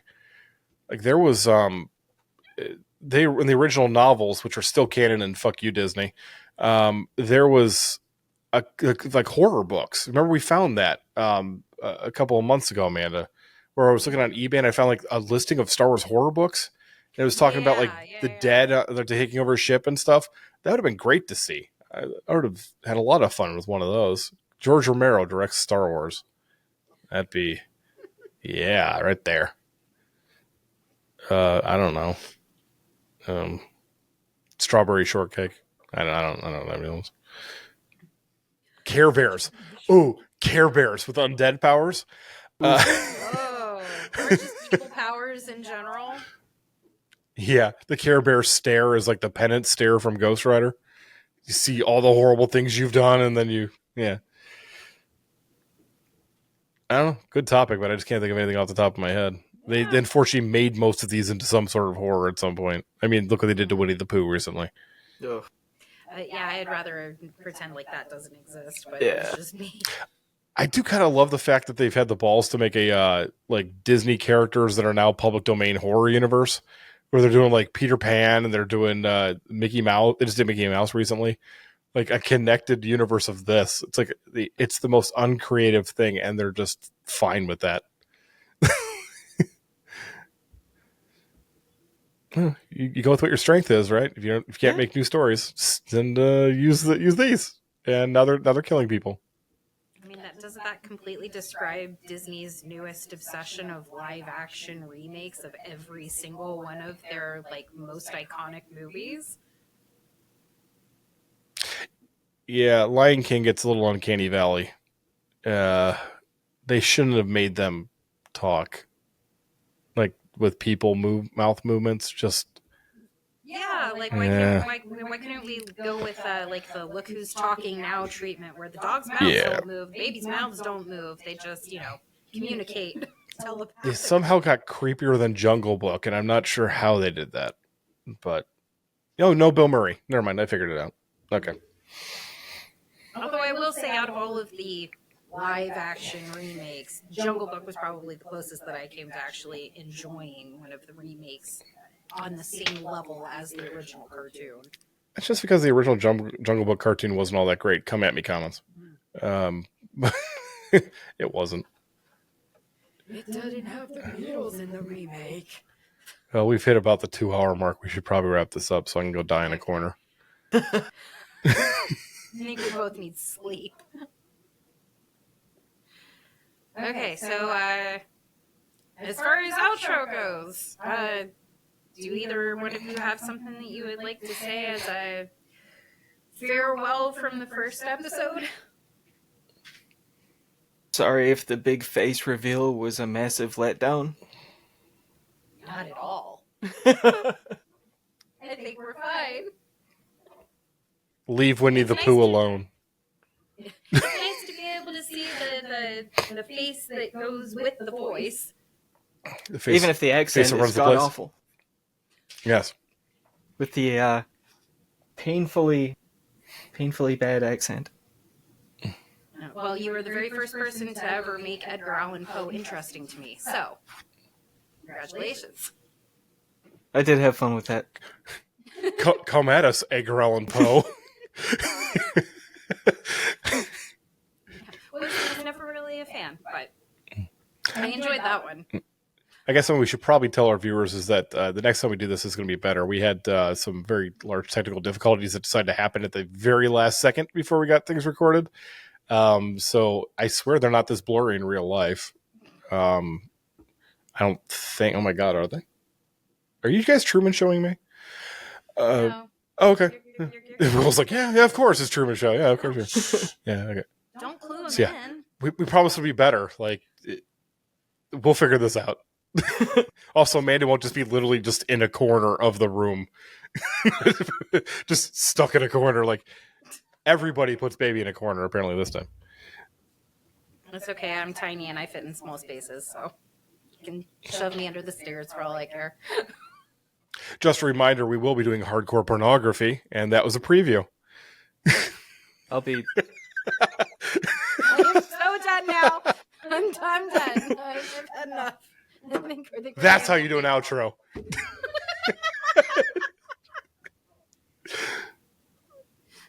All right. Well, did you have anything you wanted to add? I think that's pretty much everything that I can think of anyway. sorry, Agatha decided that she wanted to say hello. There's nowhere else to end but hardcore pornography. You got to give the people what they want. It's logical. Keep them coming back. Yeah. It's a good thing I didn't wear pants. Yeah. This is the only show on the internet where pants aren't required. All right. And I'm ending things with doggy love. So. Also, another reminder, hardcore pornography, and that is a preview. I think we should probably just wrap it up now because everything's going to be hardcore pornography from now on out. All right. Well, I hope everybody enjoyed the deep dive into the weird minds of our favorite horror writers. And I hope that enough people enjoyed this episode that they actually want us to do another one or to explore other topics. And we're going to get letters for this. Very possible. We're prepared.